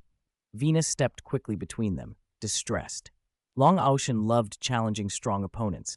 Seeing Robin had lit his battle lust, and Robin had accepted. That had led to the savage clash. "Robin, are you alone?" Vina asked, placating Long Aochin before turning to the silver-haired visitor. She remembered Robin usually moved with Ying Bao and San Yueki, so she was surprised to see Robin solo now. "We're not interested in the championship," Robin said lightly as the flames dissipated and the mech faded. She'd been passing by, saw Vina, whom she considered barely a friend, and had stopped to say hello. Vina's eyes brightened at that. If St. Freya Academy truly didn't care about the championship, it changed the whole outlook for the contest. The simulated universe had never offered prizes like this before. Talk of a 100,000-year soul bone and a 100,000-year sacred mark as rewards had seemed absurd. Vina had assumed Haiyuan City must be supremely confident St. Freya would win. Now it looked like Haiyuan City was actually willing to give those treasures to the winner, regardless of who they were. Vina knew Robin and the others' strength from prior interactions. With Robin and Long Ocean on her side, she could practically guarantee victory for the body sect. Then, Robin, want to join us? Vina asked, scheming on the spot. If she could recruit Robin and keep Long Ocean, the body sect's chances would skyrocket. Robin considered it. She'd circled the entire sea island and found no one worth her time, no one who could truly interest her in a fight. She'd thought about withdrawing from the competition, but Vina's offer sparked a better idea. If St. Freya Academy wouldn't compete as a team, why not reshuffle the purpose of the contest itself? Robin could arrange for her teammates, Xiadi, Jinshi, Lu Jingming, and the others, to participate individually so they'd face worthy opponents and get the fights they craved. She accepted Vina's invitation and sent the plan to Lu Jingming and the rest through a covert method. Is Ying Bao being led astray by me? Lu Jingming read Robin's proposal and couldn't help but smile wryly. It was just the kind of playful scheme he loved, and it was brilliant. Instead of steamrolling the competition, they would spread out and provoke meaningful matches. Only opponents of equal caliber could put real pressure on them. Robin, Jinshi, who'd been idly staring at the sea, frowned in surprise at first. Robin suggesting competitive gameplay was unexpected. But when she read the rest, that the final winner could ask Lu Jingming to grant a reasonable wish, a slow, amused smile crossed her face. Robin was deliberately stirring the pot, and it was working. It's more fun this way, Jinshi said, her fighting spirit igniting. Sister Robin, let's backbone Yi and Chewer. Sanyuechi, who loved play more than anything, lit up at the message. Robin's idea was exactly her kind of thing. Robin, however, grew serious for a moment as she looked at little Senue, then said quietly, Little Senue, we absolutely cannot lose this time. Eh? Sanyuechi blinked, bewildered by Robin's sudden competitiveness. Nearby, Qian Renshui was on edge. Shadi stood blocking their path, and every instinct screamed to keep away. Even those who didn't recognize Xiadi felt a cold, lethal aura warning them off. Qian Renshui did recognize the danger. She remembered how Clear Sky Douluo had been crippled after taking a spirit ability from Black Xiadi. A rank 95 titled Douluo had been entangled by the power of death, slowly walking toward his end because of a spirit ability. The memory made her especially cautious. If Xiadi engaged, everyone with Qian Renshui except her might be doomed. Want to cooperate? I don't want the reward, Xiadi said softly, her voice sweet and gentle in violent contrast to the deathly coldness she radiated. Her subtle, unnerving smile left Juliana and the others momentarily stunned. Seriously, she'd blocked their way only to ask for cooperation and refuse the prize? Qian Renshui stared at Xiadi, a mixture of wariness and curiosity on her face. Why? She asked cautiously. Chapter 216, Clear Sky Sect and Wang Donger. A 100,000-year soul bone and a 100,000-year spirit ring, rewards like that would tempt even Spirit Hall. Yet whether it had been Sanyueki and Robin before, or Xiadi now, none of them seemed particularly moved. Xiadi was blunt and honest about her reasons for the gamble. Since they were looking for partners, she believed they should be straightforward and keep nothing hidden. So that's it, Xiadi said. You want him to grant a reasonable wish after he wins, right? Qian Renshui rubbed her forehead helplessly. Hulina and the others stared in disbelief. Because they were so powerful, their teams had split into groups supporting one another, turning the whole thing into a strange internal rivalry, almost as if they were treating the survival competition like a game. This simulated universe is your doing, isn't it? Qian Renshui looked at Xiadi with certainty. Their indifference to the prizes, together with the sudden appearance of the simulated universe and the ongoing survival competition, had made the truth obvious. Xiadi said nothing, and her silence was answer enough. Qian Renshui sighed. All right, we'll go all out. Even without your wager, we wouldn't give up the fight for the championship. I'll help you, Xiadi nodded, a faint smile appearing. She could feel Qian Renshui's strength. Formidable, probably not far from Gu Yue's. With Qian Renshui on their side, Xiadai's chances only improved. As for Lu Jingming, he had no intention of taking part in the contest. He only cared about fulfilling the winner's wish and had no objections to that. If it weren't for the competition, he would have tried to grant Sanyuechi and the others' wishes anyway. At that moment, his attention drifted to a young woman with long pink and blue hair. She held a dark, heavy clear sky hammer and had brought 6 other clear sky sect disciples, helping Xiao Xiao and the others hold the line against the Holy Spirit cult's assault. "You're Wang Dong." Xiao Xiao was surprised to see Wang Donger back in her female form, though not entirely shocked. She had suspected it. Shu Sanqi and Jiang Nanan showed no surprise at all. Compared with newer students like Xiao Xiao, they understood far more about rare spirit beasts and disguises. Wang Donger's male persona had likely fooled only those who just enrolled, like Huo Yuhao and Xiao Xiao. Shrek Academy itself had known her true identity for a long time. The young lord of the Clear Sky sect had wanted to disguise herself as a boy to enter the male dormitory, and with the deep ties between Clear Sky sect and Shrek Academy, the academy chose not to interfere. Wang Donger's cultivation had advanced by leaps since returning to Clear Sky sect. She had been searching everywhere for Huo Yuhao, but she had also come to a hard realization. Power was everything. If she had been strong enough back then, Huo Yuhao would not have been abandoned by Shrek Academy or seized by the Snow Empress. She possessed a God-King bloodline and exceptional talent, but she had been lax in cultivation before, so her early progress had lagged behind peers like Ning Tian and Dai Haibin. Once she committed herself, however, resources and guidance from titled Douluo, even teachings from Limit Douluo, propelled her forward. Of the 6 Clear Sky sect disciples with her, 5 were Spirit Kings, and 1 had reached Spirit Emperor. They were clearly elite disciples cultivated by the sect, and Wang Donger, as young lord, had enough authority to command even some titled Douluo elders. Naturally, they followed her. "Xiao Xiao, are you all right?"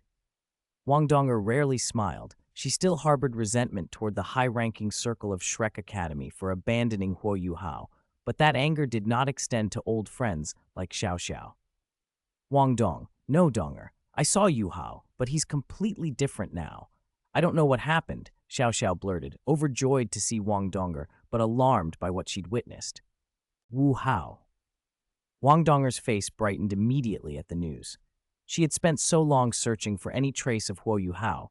News of him was a godsend.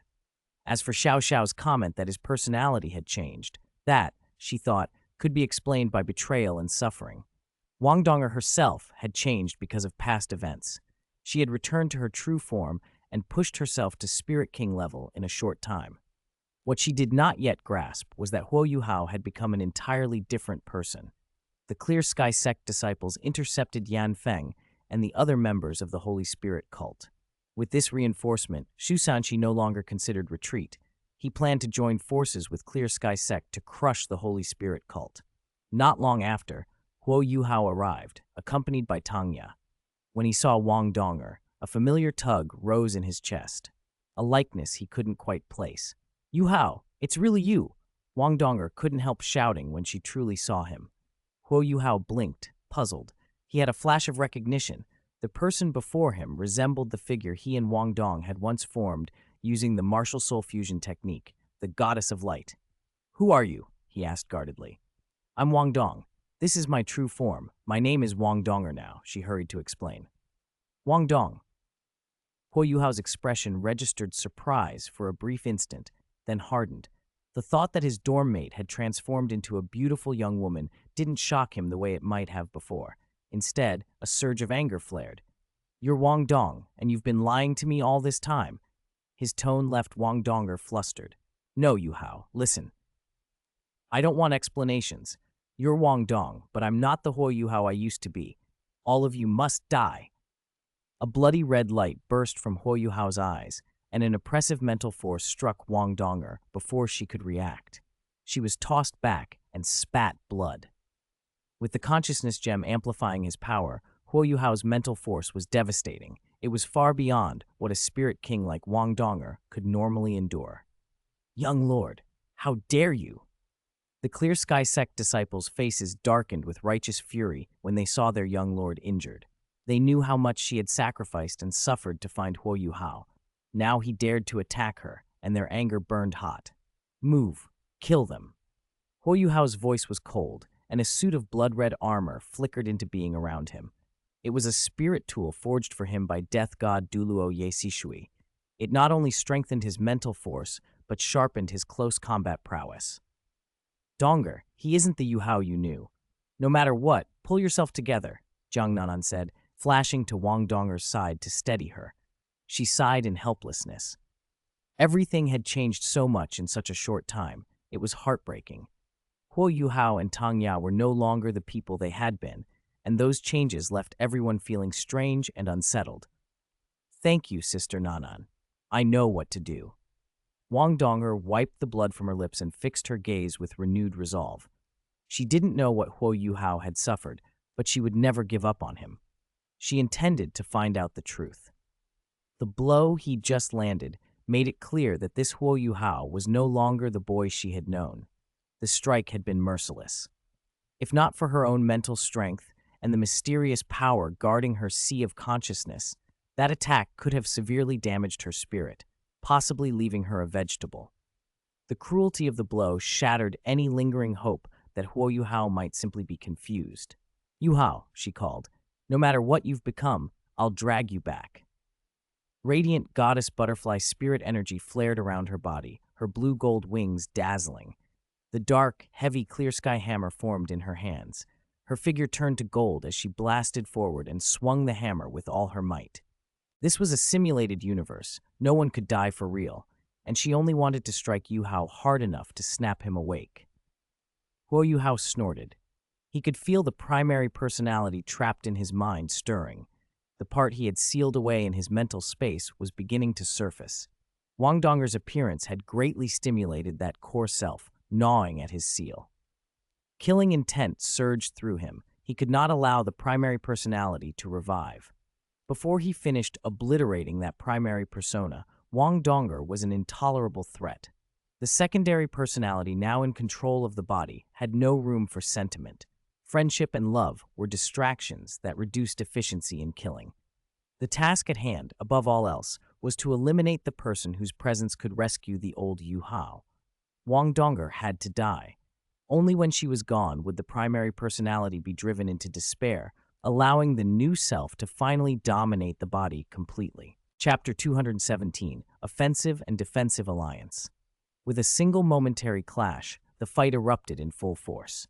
The Clear Sky Sect and Shrek Academy had joined forces to pin down the Holy Spirit cult. Despite being outnumbered, the Holy Spirit cult, with Tang Ya and Yan Feng, two spirit emperors, and Huo Yuhao's spirit perception sharing support, did not fall into a disadvantage. Yan Feng alone could contend with the Clear Sky Sect's spirit emperor and two spirit kings, while Tang Ya could single-handedly suppress Shu Sanqi, Jiang Nanan, and He Keito.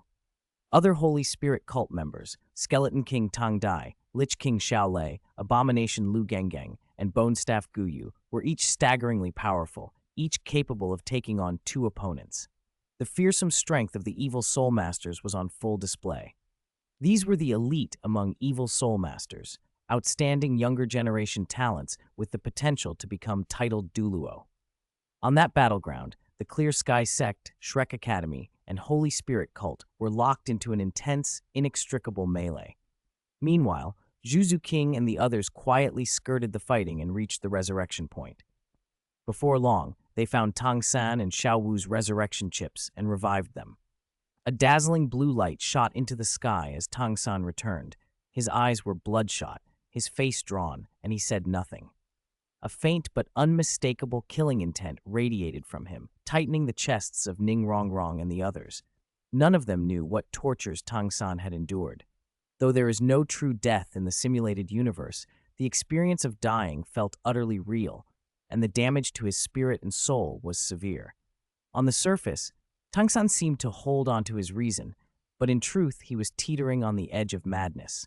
If Huo Yuhao were to appear before him again, Tang San would likely lose all restraint and go berserk. Xiao Wu, once revived, stared at Tang San with a face full of guilt and eyes full of grief. Only she knew everything that had happened, knew the suffering he'd been put through, and knew she had been, however unwillingly, an accomplice. Even if she had been controlled, that guilt and pain pressed on her heart like a huge stone. "Little San, we need to move now. The poison circle's closing in," Dai Mubai said, glancing at the slowly shrinking poison ring and urging them to hurry. Tang San's voice came out hoarse. He took a deep breath, forcing himself to regain his bearings and think ahead. He understood that with their current strength, immediate revenge would be impossible. They had to wait for a better moment. Battles grew fiercer toward the center of Sea Island, and he believed he would find his opportunity there. After all, patience was indispensable for a Tang sect killer. This is getting interesting. Who will laugh last? Whoever gets a 100,000-year soul bone and spirit ring will push the power of their backers up another level. Now that would be entertaining, Lu Jingming mused, stretching lazily. The Jedi survival competition had justified his effort in selecting such unusual teams. It was giving him exactly the spectacle he wanted. As he grew stronger, Lu Jingming became more adept at manipulating the power that altered reality. He did not want a lifeless, death-choked world, nor did he want a world rigidly controlled by the God realm. What he wanted was a world of 100 flowers blooming, brimming with possibilities and excitement. He was therefore willing to provide opportunities and resources so others could change and grow. Otherwise, the future world would be dull. The annual competition was only the beginning of a much larger plan. Even if others grew stronger under his subtle help, Haiyuan City, the power he led, would gain even more strength. In his vision, the future world would take shape as a one superpower, multiple strong powers system, with his force as the unique leading superpower. I remember that before the Douluo God realm was swept into a black hole by that space-time storm, the 6 great divine realms were taken with it. If I free them, how much reality power could I seize? Would it be enough to summon Yellow Springs in her prime? Lu Jingming stroked his chin, thinking. To be honest, he had a collector's streak. He already had Lady and Jen. If he could also gather Raiden Ai, Raiden Mei, and Yellow Springs, in other words, bring a few legendary figures together, the scene would be delightfully entertaining. But the reality-manipulating power he needed was enormous. The power he'd gained by stirring up trouble on Douluo Star wasn't enough. He would have to look farther ahead. Through Thousand Realm, one ride he had observed many worlds. He recalled a parallel world centered on the God Seal throne, where a young Saint Kair appeared on an early timeline. That world had a rule. When someone became a god, their physical body dispersed and their divine sense merged into the plane, helping its growth. That world was rich in divine artifacts and super-divine artifacts. Even without huge upheaval, obtaining a few divine artifacts there would be excellent, especially the legendary Eternal and Creation God Seal Throne, a super-divine artifact left by the Creator God that contained the power of creation. These were future possibilities. For now, his focus remained on the 2 Douluo continents. The Douluo God Realm, the 6 great divine realms sealed in the black hole, and other parallel worlds could be explored later, step by step. As time passed, most of the 100 participating teams had been eliminated. The highly poisonous circle continued to close in on the island's center, forcing the remaining teams together. The survivors were uniquely advantaged in one way or another. Some were overwhelmingly strong and carved a path through battles, some relied on cunning and illicit alliances for mutual protection, and some had simply been lucky. The teams chosen and supported by Firefly and her allies were clearly the most likely to win. Firefly backed the body sect, Siadai favored the Spirit Hall, Robin and Sanyueki invested in St. Freya Academy's second team, Jin Shi brought in Earth Dragon Gate and Mingdu Academy, and even took command of Star Luo Royal Academy. Because the strongest teams had been selected first, and the Clear Sky Sect, Shrek Academy, and Holy Spirit Cult fell outside Jinshi's picks, she built an intimidating offensive and defensive alliance centered on Earth Dragon Gate. Guyu took a similar approach. She absorbed relatively weaker teams, Heavenly Water, Divine Wind, Blazing Fire, Lightning, and Nature, forming an elemental alliance. She then scoured the map for spirit tools and supplies and fully armed her coalition, giving it substantial combat capability. These were roughly the teams still in contention for the championship. One could not overlook the unselected powerhouses either, the Holy Spirit Cult, the Clear Sky Sect, and both teams from Shrek Academy. As the available map shrank, the situation grew more chaotic and the fighting more intense. Jinxi's alliance and Guyu's alliance clashed once and immediately engaged in brutal combat. Both Jinxi and Guyu personally entered the fray. Each knew that, despite their numerical edge, their unified alliances might not prevail against the teams favored by Firefly and Xia Dai. And St. Freya's second team, bolstered by Robin's near unbeatable support abilities and Sanuechi's competence, was like a tiger with wings. Sanuechi was no helpless damsel. In a fight the St. Freya's second team had high odds of winning. Everyone on that side understood how formidable Robin's support was from experience. After exchanging blows and suffering casualties, Gu Yue and Jin Shi tacitly stopped fighting. Each retrieved resurrection chips to revive fallen teammates. Cooperation between them, however, was out of the question. Although the contest was just a game, both were determined to take the final victory. If they joined forces, it would be too blatant. It would look like bullying, and might even draw Lu Jingming's direct attention. Sanuechi and Robin's cooperation raised no eyebrows, but Jinxi and Guyue cooperating would be excessive. If Xia Dai and Firefly were ever forced to ally, the situation would be even worse. Besides Lu Jingming, Xia Dai and Firefly were among the strongest fighters. Add Long Aoqian and Vina from the Body Sect and Qian Renshui from the Spirit Hall, and the trouble would be enormous. Beyond Qian Renshui's outstanding strength, the martial soul fusion skill used by Hu Lina and Yiyu could push them close to Spirit Saint level power. With cooperation off the table, Jin Shi and Gu Yu focused on strengthening their own forces. They never let slip an advanced material point. Whenever they detected traces of one, they led their teams there immediately and fought fiercely to claim it. Under these conditions, the pace of eliminations sped up even further. Chapter 218, Special Attack Day God Boom. With a thunderous crack, the enormous Hell-White Tiger seemed to take a brutal hit and was flung backward, crashing through a wide swath of trees. As the spirit fusion form dissipated, the tangled figures of Dai Huabin and Zhu Lu were revealed. Around them, Xie Huanyue, Kuyaji, Zhou Xichin, and Cao Jinshuan, also members of the second team, had already been frozen into icy statues. Huo Yu Hao, Dai Huabin struggled to his feet, fury burning in his eyes as he glared at Huo Yu Hao, who was walking toward him. Dai Huabin, you finally met your match. Too bad this is only a simulated universe, otherwise I'd really let you see what my teammates can do. Huo Yu Hao's face curled with contempt as he stomped down on Dai Huabin's head, grinding it into the earth. Huabin. Zhu Lu's face went red with anger at the humiliation, and she tried to scramble up to help him. But in the next moment, black and red blue-silver vines shot out and wrapped her, hoisting her high into the air. Whether by intention or design, the vines bound her hands above her head and coiled around her body, making her already curvaceous figure look even more tempting. I never noticed before, Zhu Lu, but you're pretty. Shame you picked the wrong side. Huo Yu Hao hooked her chin with a mocking hand, deliberately trying to provoke Dai Huabin. Let her go. Dai Huabin trembled beneath Huo Hao's foot, an angry roar ripping from him. Are you talking to me?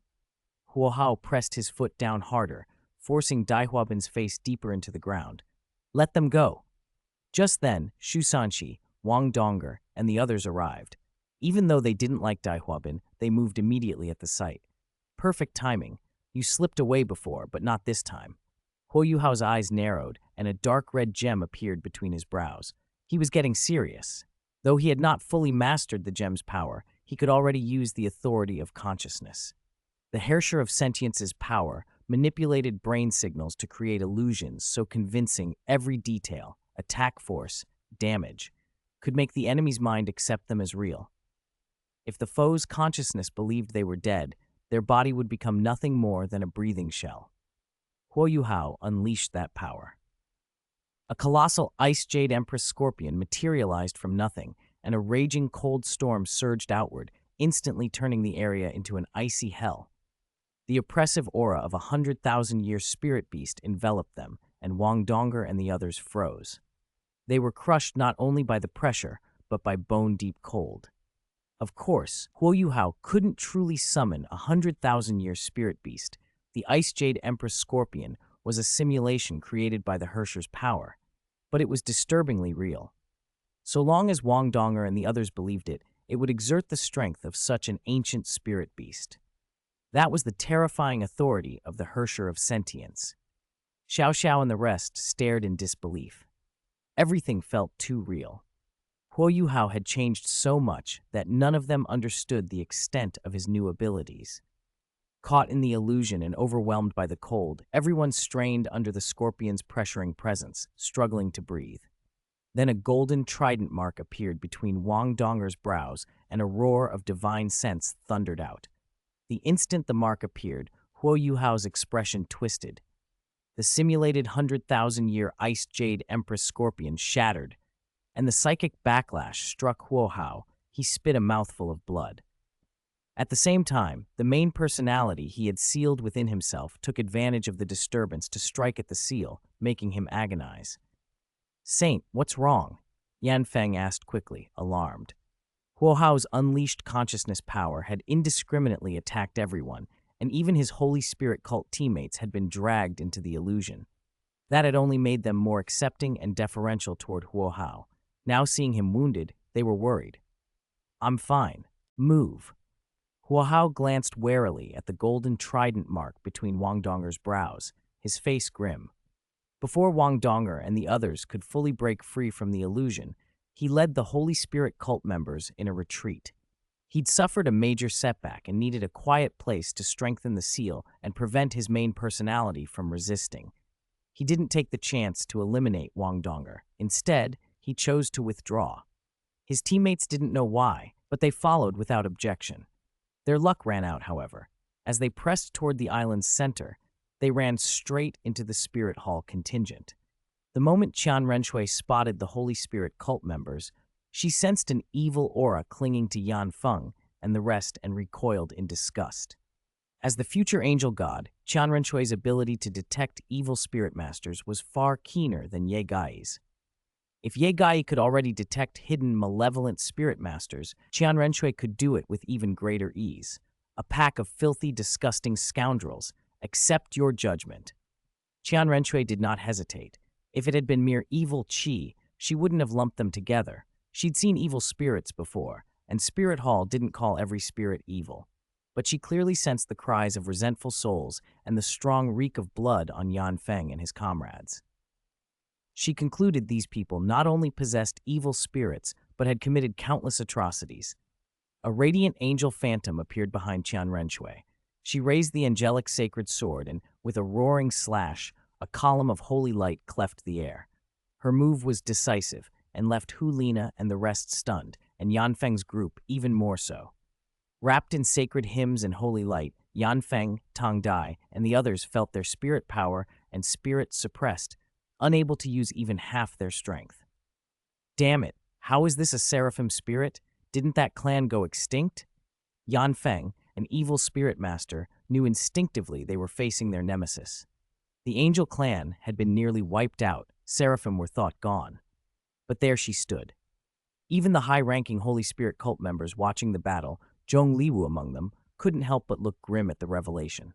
The Holy Spirit cult had ways to resist light and lightning attributes, but the seraphim's sacred attribute was something they had no real counter for. They had been lucky the seraphim were almost gone, until now. Qian Renshui's presence alone suppressed Yan Feng and the others.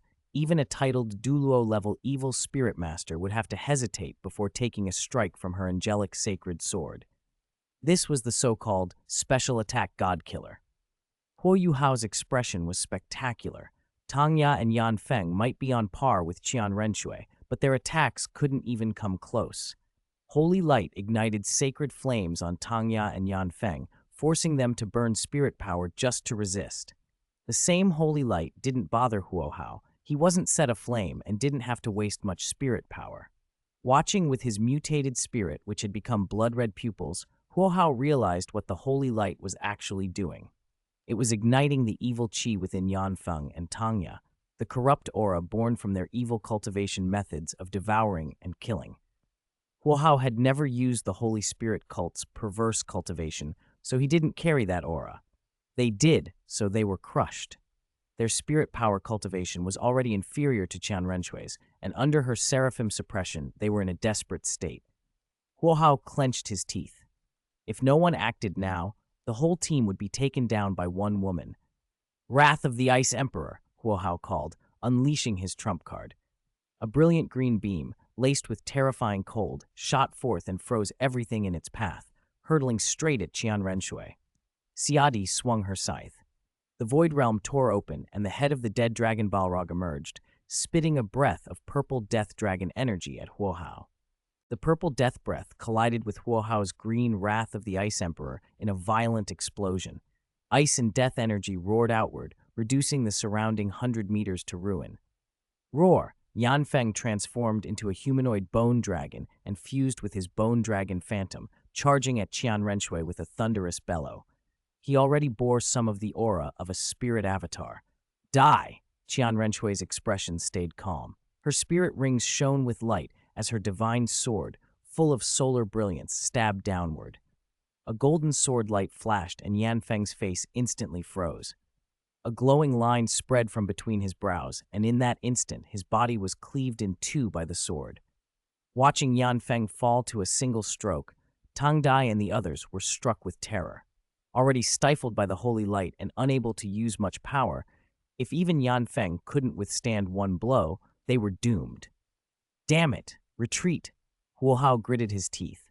The Ice Jade Empress Scorpion Phantom reappeared behind him. The massive ice-green scorpion exhaled, and a breath of cold instantly froze the surrounding air.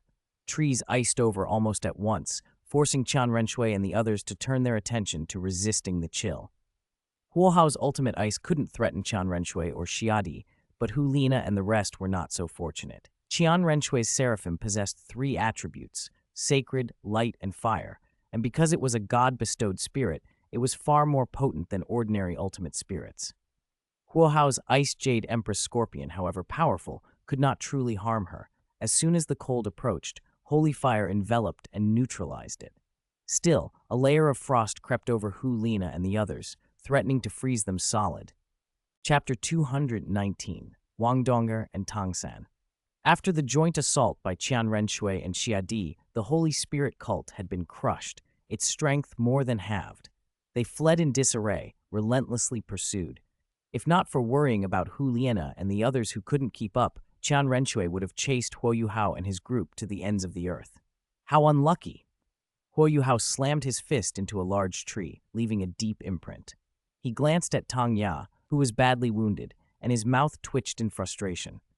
A golden sword-shaped mark was imprinted on Tang Ya's chest, dangerously close to her heart. Divine force kept purging the spirit power inside her, leaving her weaker by the moment. Aside from Huo Yuhao and Tang Ya, the other Holy Spirit cult members had been hunted down and killed one by one. Qian Renshui had pursued them without mercy. Huo Yuhao had done everything he could to drag Tang Ya away from that pursuit. In raw combat terms, the Holy Spirit cult's team was not weak. In fact, they were powerful. But they had run into Qian Renshui, and they had paid dearly for it.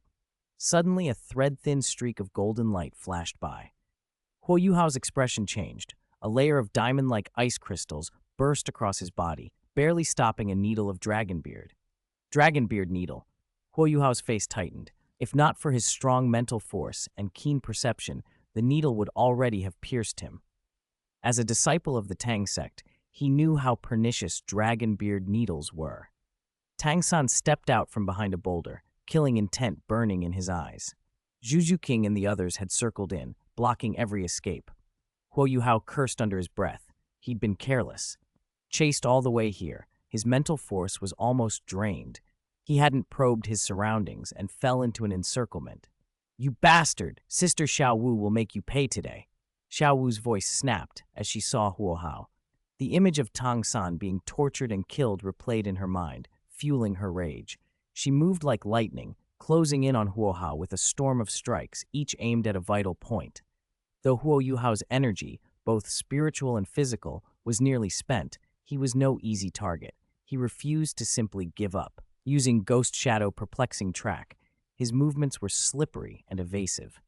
With his mental probe's aid, Xiao Wu's fierce assault couldn't touch even his clothes. Seeing this, Juju King flickered and joined in, black claw-like energy shredding through the void toward Huo Yuhao. Tang San's gaze never left Huo Yuhao. The killing intent radiating from him made Oscar and Ning Rongrong shiver. After Tang San's revival, they'd heard the full story from Xiao Wu and were equally enraged. They'd been waiting for the right moment, and when they learned the Holy Spirit cult had been routed by Qian Renshui, they slipped in to clean up the leftovers. Tang Ya lay nearly lifeless, but she did not cry out. When Huo Yuhao was attacked, she could not remain completely passive. She raised a hand, and black, red, blue, silver grass vines erupted from the ground, sweeping toward Tang San and the others.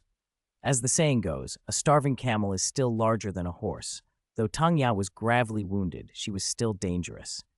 Dai Mubai and Ma Hongjun met her as if facing a major threat, immediately summoning their spirit avatars and unleashing their abilities. Tang San, however, focused only on Huo Yuhao. He wove the blue-silver grass into a cage that plunged over him. It might seem like taking advantage of someone, but Huo Yuhao and Tang Ya were formidable foes. The fight escalated instantly. If this were the outer world, Huo Yuhao could have opened his undead demigod plane and summoned the undead to his aid. But in the simulated universe, there was no undead demigod plane. He couldn't connect an outside undead demigod plane to the simulation. The simulation would not provide one. Powerful figures like Qian Daoliu or Bo Saishi couldn't borrow the sea god or angel god's power in the simulation either. No one could receive those outside world deity powers there.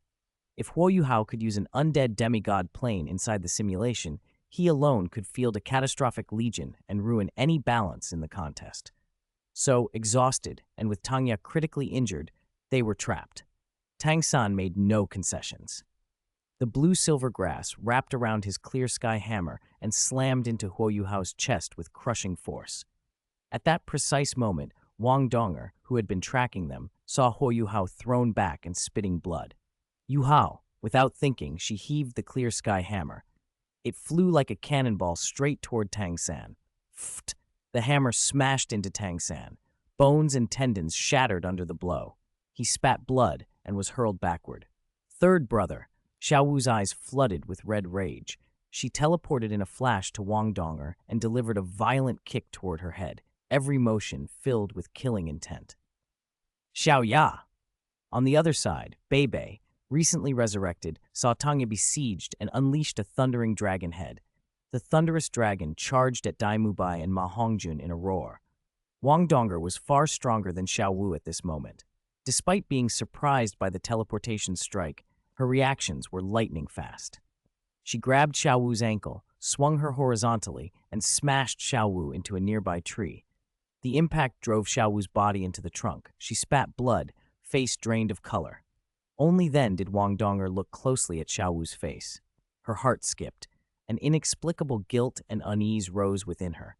Pfft! From a distance, Lu Jingming, who'd been watching the fight, spat out the sip of drink he'd just taken. He stared at the mayhem and laughed aloud. These people were from a parallel world and technically had no connection to him, but the scene struck him as hilariously fitting.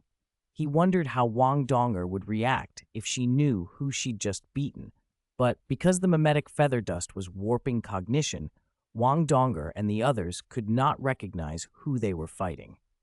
Under that interference, the Shrek Academy from 10,000 years later ended up beating Shrek Academy from 10,000 years before. The disparity between the sides became apparent.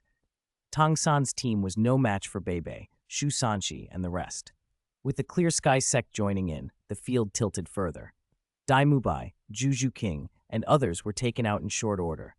Tang San, furious and unwilling to yield, was cut down by Wang Donger's butterfly god slash. Yuhao! Wang Donger turned to Huo Yuhao, about to demand answers, but he only gave a cold look. He knew the tide had turned and decided there was no point lingering. He withdrew from the competition. Tang Ya, watched by an excited Bei Bei, also chose to withdraw. What just happened? Bei Bei covered his forehead, confused and hurt. His junior brother had changed, cold, ruthless, and Tang Ya seemed to have forgotten him. Everything felt strange and unfamiliar. Shu Sanxi sighed and patted Bei Bei's shoulder. Don't get too upset. At least they're still alive. That's something. Yes, at least they're alive. Xiao Xiao murmured the same, as if comforting herself. Someone's coming. Zhang Nan Nan suddenly called out, eyes fixed on a team approaching nearby. They're acquaintances. Let's take them out. Meng Hongchen, spotting the Shrek Academy contingent, lit up. She immediately donned her ice blue soul tool armor and drew her twin swords. Shrek Academy, what a small world, she said with a smile. As a student of the Sun Moon Royal Soul Engineer Academy, she had no love for Shrek Academy. Let's clear the field. Robin clasped her hands and a melodious song slipped out. Her spirit ability surged the aura of Wang Chuer and the others. Their power rose by a full rank. It looks like it's about to end. Lu Jingming glanced at the battlefield map. The area where the two Shrek Academy teams clashed happened to be inside the final circle. Other teams were converging. A large-scale melee was forming. Who would have the last laugh? Should we join in, Sister Jinshi? Nan Chuchu's voice came from Earth Dragon Gate's side. The Earth Dragon Gate had come to the Battle Royale under her leadership. They'd formed a cooperative relationship with Sea Abyss City. Facing Jinshi's invitation, Nanchukyu had no reason to refuse. Their goal in the contest was simple experience. Winning rewards would be nice, but they weren't foolish about their limits. With Jinshi's aid, though, their combat strength was suddenly not to be underestimated. Of course we join. How could I miss something this fun? A lively, playful girl stood with her hands on her hips, eyes bright and eager as she stared at the battlefield. Shu Tianzhen, Chapter 2, The Final Circle. The lively, cheerful girl with eyes shining with excitement was Shu Tianzhen, the Mingdu Academy representative for the Sun Moon Empire in this battle royale. A princess of the Sun Moon Empire, she was extraordinarily gifted. She had a sun spirit and had already reached Spirit King level, roughly the same age as Nan Chuchu. She had entered the tournament confident, determined to seize the championship in one blow. But after meeting Jin Shi and losing a match, she had grudgingly joined the alliance formed by Jin Shi. We're already in the final circle. Let's have a proper fight. Seeing everyone eager and ready, Jin Shi didn't stop them. They were young. Caution would only be hard to hold on to this late in the game. Jin Shi wanted the final victory, but she wasn't going to force it at the cost of everything else. First, a welcoming gift. Kids, you ready? Shu Tianzhen called, waving her hand. The Mingdu Academy disciples behind her answered and began assembling a massive spirit tool cannon on the spot. It was a rank 7 spirit tool, the Thunder Heavy Cannon, salvaged from an advanced resource point. Its advantages were huge. One shot could rival a Spirit Duolo's full-strength attack. Its drawbacks were equally obvious. It required pre-assembly and a long preparation time, making it nearly useless in fast-moving encounters. But in the final circle, where positions were more static, it was perfect. If they were lucky, it could take out half of the members from Shrek Academy, Clear Sky Sect, and St. Freya Academy's second team who were tangled in fierce fighting. Lightning gathered as the cannon charged. A massive lightning shell, full of terrifying power, screamed toward the center of the battlefield. At the same time, a gigantic fire cannonball fired from the other side, aimed at the same spot. Oh no, a sneak attack. March 7th, who wasn't taking part in the fight, spotted the two shells first. She repeatedly released spirit abilities, throwing icy shields over Wang Chuer and the others. Not good. Watch out. Shrek Academy and Clear Sky Sect also detected the incoming energy. Hike-2 immediately fired several spirit tool cannons to try to intercept, but it was too late. With deafening roars, two mushroom clouds rose. The lightning and fire collided in a rare elemental reaction, boosted the explosions by another 30%. The high-temperature detonations sent shockwaves spreading for thousands of meters from the impact point. The power of those two rank 7 long-range spirit tools stunned spectators in the parallel world. Ning Fengji and others from the 7 Treasure Glazed Tile School watched with bright eyes. They already treasured spirit tools, and seeing the true power of advanced spirit tools excited them beyond measure. Even Bibi Dong couldn't help but take an interest. While the two cannons together weren't guaranteed to kill a spirit Douluo, a direct hit could very likely finish one. And spirit tools could be mass-produced. Any force that acquired large numbers of such weapons would gain a massive advantage. Damn it, they played dirty, Shu Sanchi cursed. He had survived the blast by relying on the Xuanwu shield and activating a Paragon Golden Body. Shrek Academy had obtained several Paragon Golden Body spirit tools from an advanced resource point earlier. Without them, they might have been wiped out. Still, Everyone was badly injured. The Paragon Golden Body effect only lasted 3 seconds, and the aftershocks didn't subside that quickly. Clear Sky Sect suffered much worse. They had no Paragon Golden Body tools and could only try to hold themselves together, an effort that quickly failed. Most of their disciples were annihilated in the blast. Only Wang Donger, who happened to have a Paragon Golden Body and benefit from Shusanshi's Xuanwu Shield Array, avoided death. On Wang Chuer's side, March 7th's timely ice shields, the Paragon Golden Body-like tools they'd found, and their own defensive equipment allowed them to survive. After the explosion, Ye Lingling rushed to channel healing power and treat every teammate's injuries. Her presence had been crucial. Without her, St. Freya Academy's second team would have been a shadow of itself. There's even a healer. Your luck ends here. 5th spirit ability, Myriad Glories. When the explosions died down, Shu Tianzhen leapt forward to finish the survivors. Above her head burned a massive ball of light, drawing in sunlight and growing in power. In an instant, it burst into dazzling golden radiance and shot toward St. Freya's second team like a golden sword. Compared with the crippled Shrek Academy, Shu Tianzhen decided it was wiser to strike at Wang Chuer and the others, who still had some fight left. What an idiot! Gu Yu and Shui Binger appeared from the other side, and the fiery red giant cannon beside them showed that they had contributed to the earlier bombardment as well. Shu Tianzhen's sun spirit belonged to the fire attribute, and she believed her sun fire could easily match so-called ultimate fire. She'd pre-accumulated sunlight to strengthen the attack and expected that not even a spirit emperor could withstand it. But when the sunlight slammed into Wang Chuer, Shu Tianzhen froze. Instead of burning, Wang Chuer, whose simulated spirit was the Golden Dragon and who carried the bloodline of the Golden Dragon King, seemed to drink in the sun. The light healed and strengthened her. Her aura swelled with renewed power. "Sorry, I think you're the one who's been countered," Wang Chuer said, opening her eyes as golden flames leaked from them. She gripped the Golden Dragon spear and smiled faintly. How is this possible?" Shu Tianzhen staggered back, disbelief written across her face. "Thanks for the spirit ability, made me stronger. As a thank you, I'll personally send you out of the game." Wang Chuer crouched slightly and then launched the Golden Dragon spear like an arrow. It flashed so fast it seemed to travel in no time at all, aiming straight for Shu Tianzhen. Shu Tianzhen's pupils shrank. Just as she braced for the spear, the flow of time around them seemed to slow. Jin Shi appeared at her side, grabbed her, and hurled her back. Jin Shi's long blade met the spear tip, invisible ripples spread outward. Wang Chuer was thrown backward, her eyes burning with battle intent. During their days at the academy, Wang Chuer had never gotten a proper spar with Jin Shi. Jin Shi had always been too busy. With Robin's help, Wang Chuer had broken through to Spirit Emperor and felt she could finally test herself against Jin Shi. "Donger, she looks a lot like you. Do you have any sisters?" Xiao Xiao sidled up to Wang Donger, staring at Wang Chuer. Despite different hair and different spirits, their faces bore an uncanny resemblance. If someone said they were sisters, few would doubt it. "I don't have any sisters," Wang Donger answered quietly. Many people looked similar. The girl she'd beaten before, the one who had made her feel oddly guilty, had looked a bit like this too. "Never mind that. What do we do next?" Wang Donger rubbed her temples.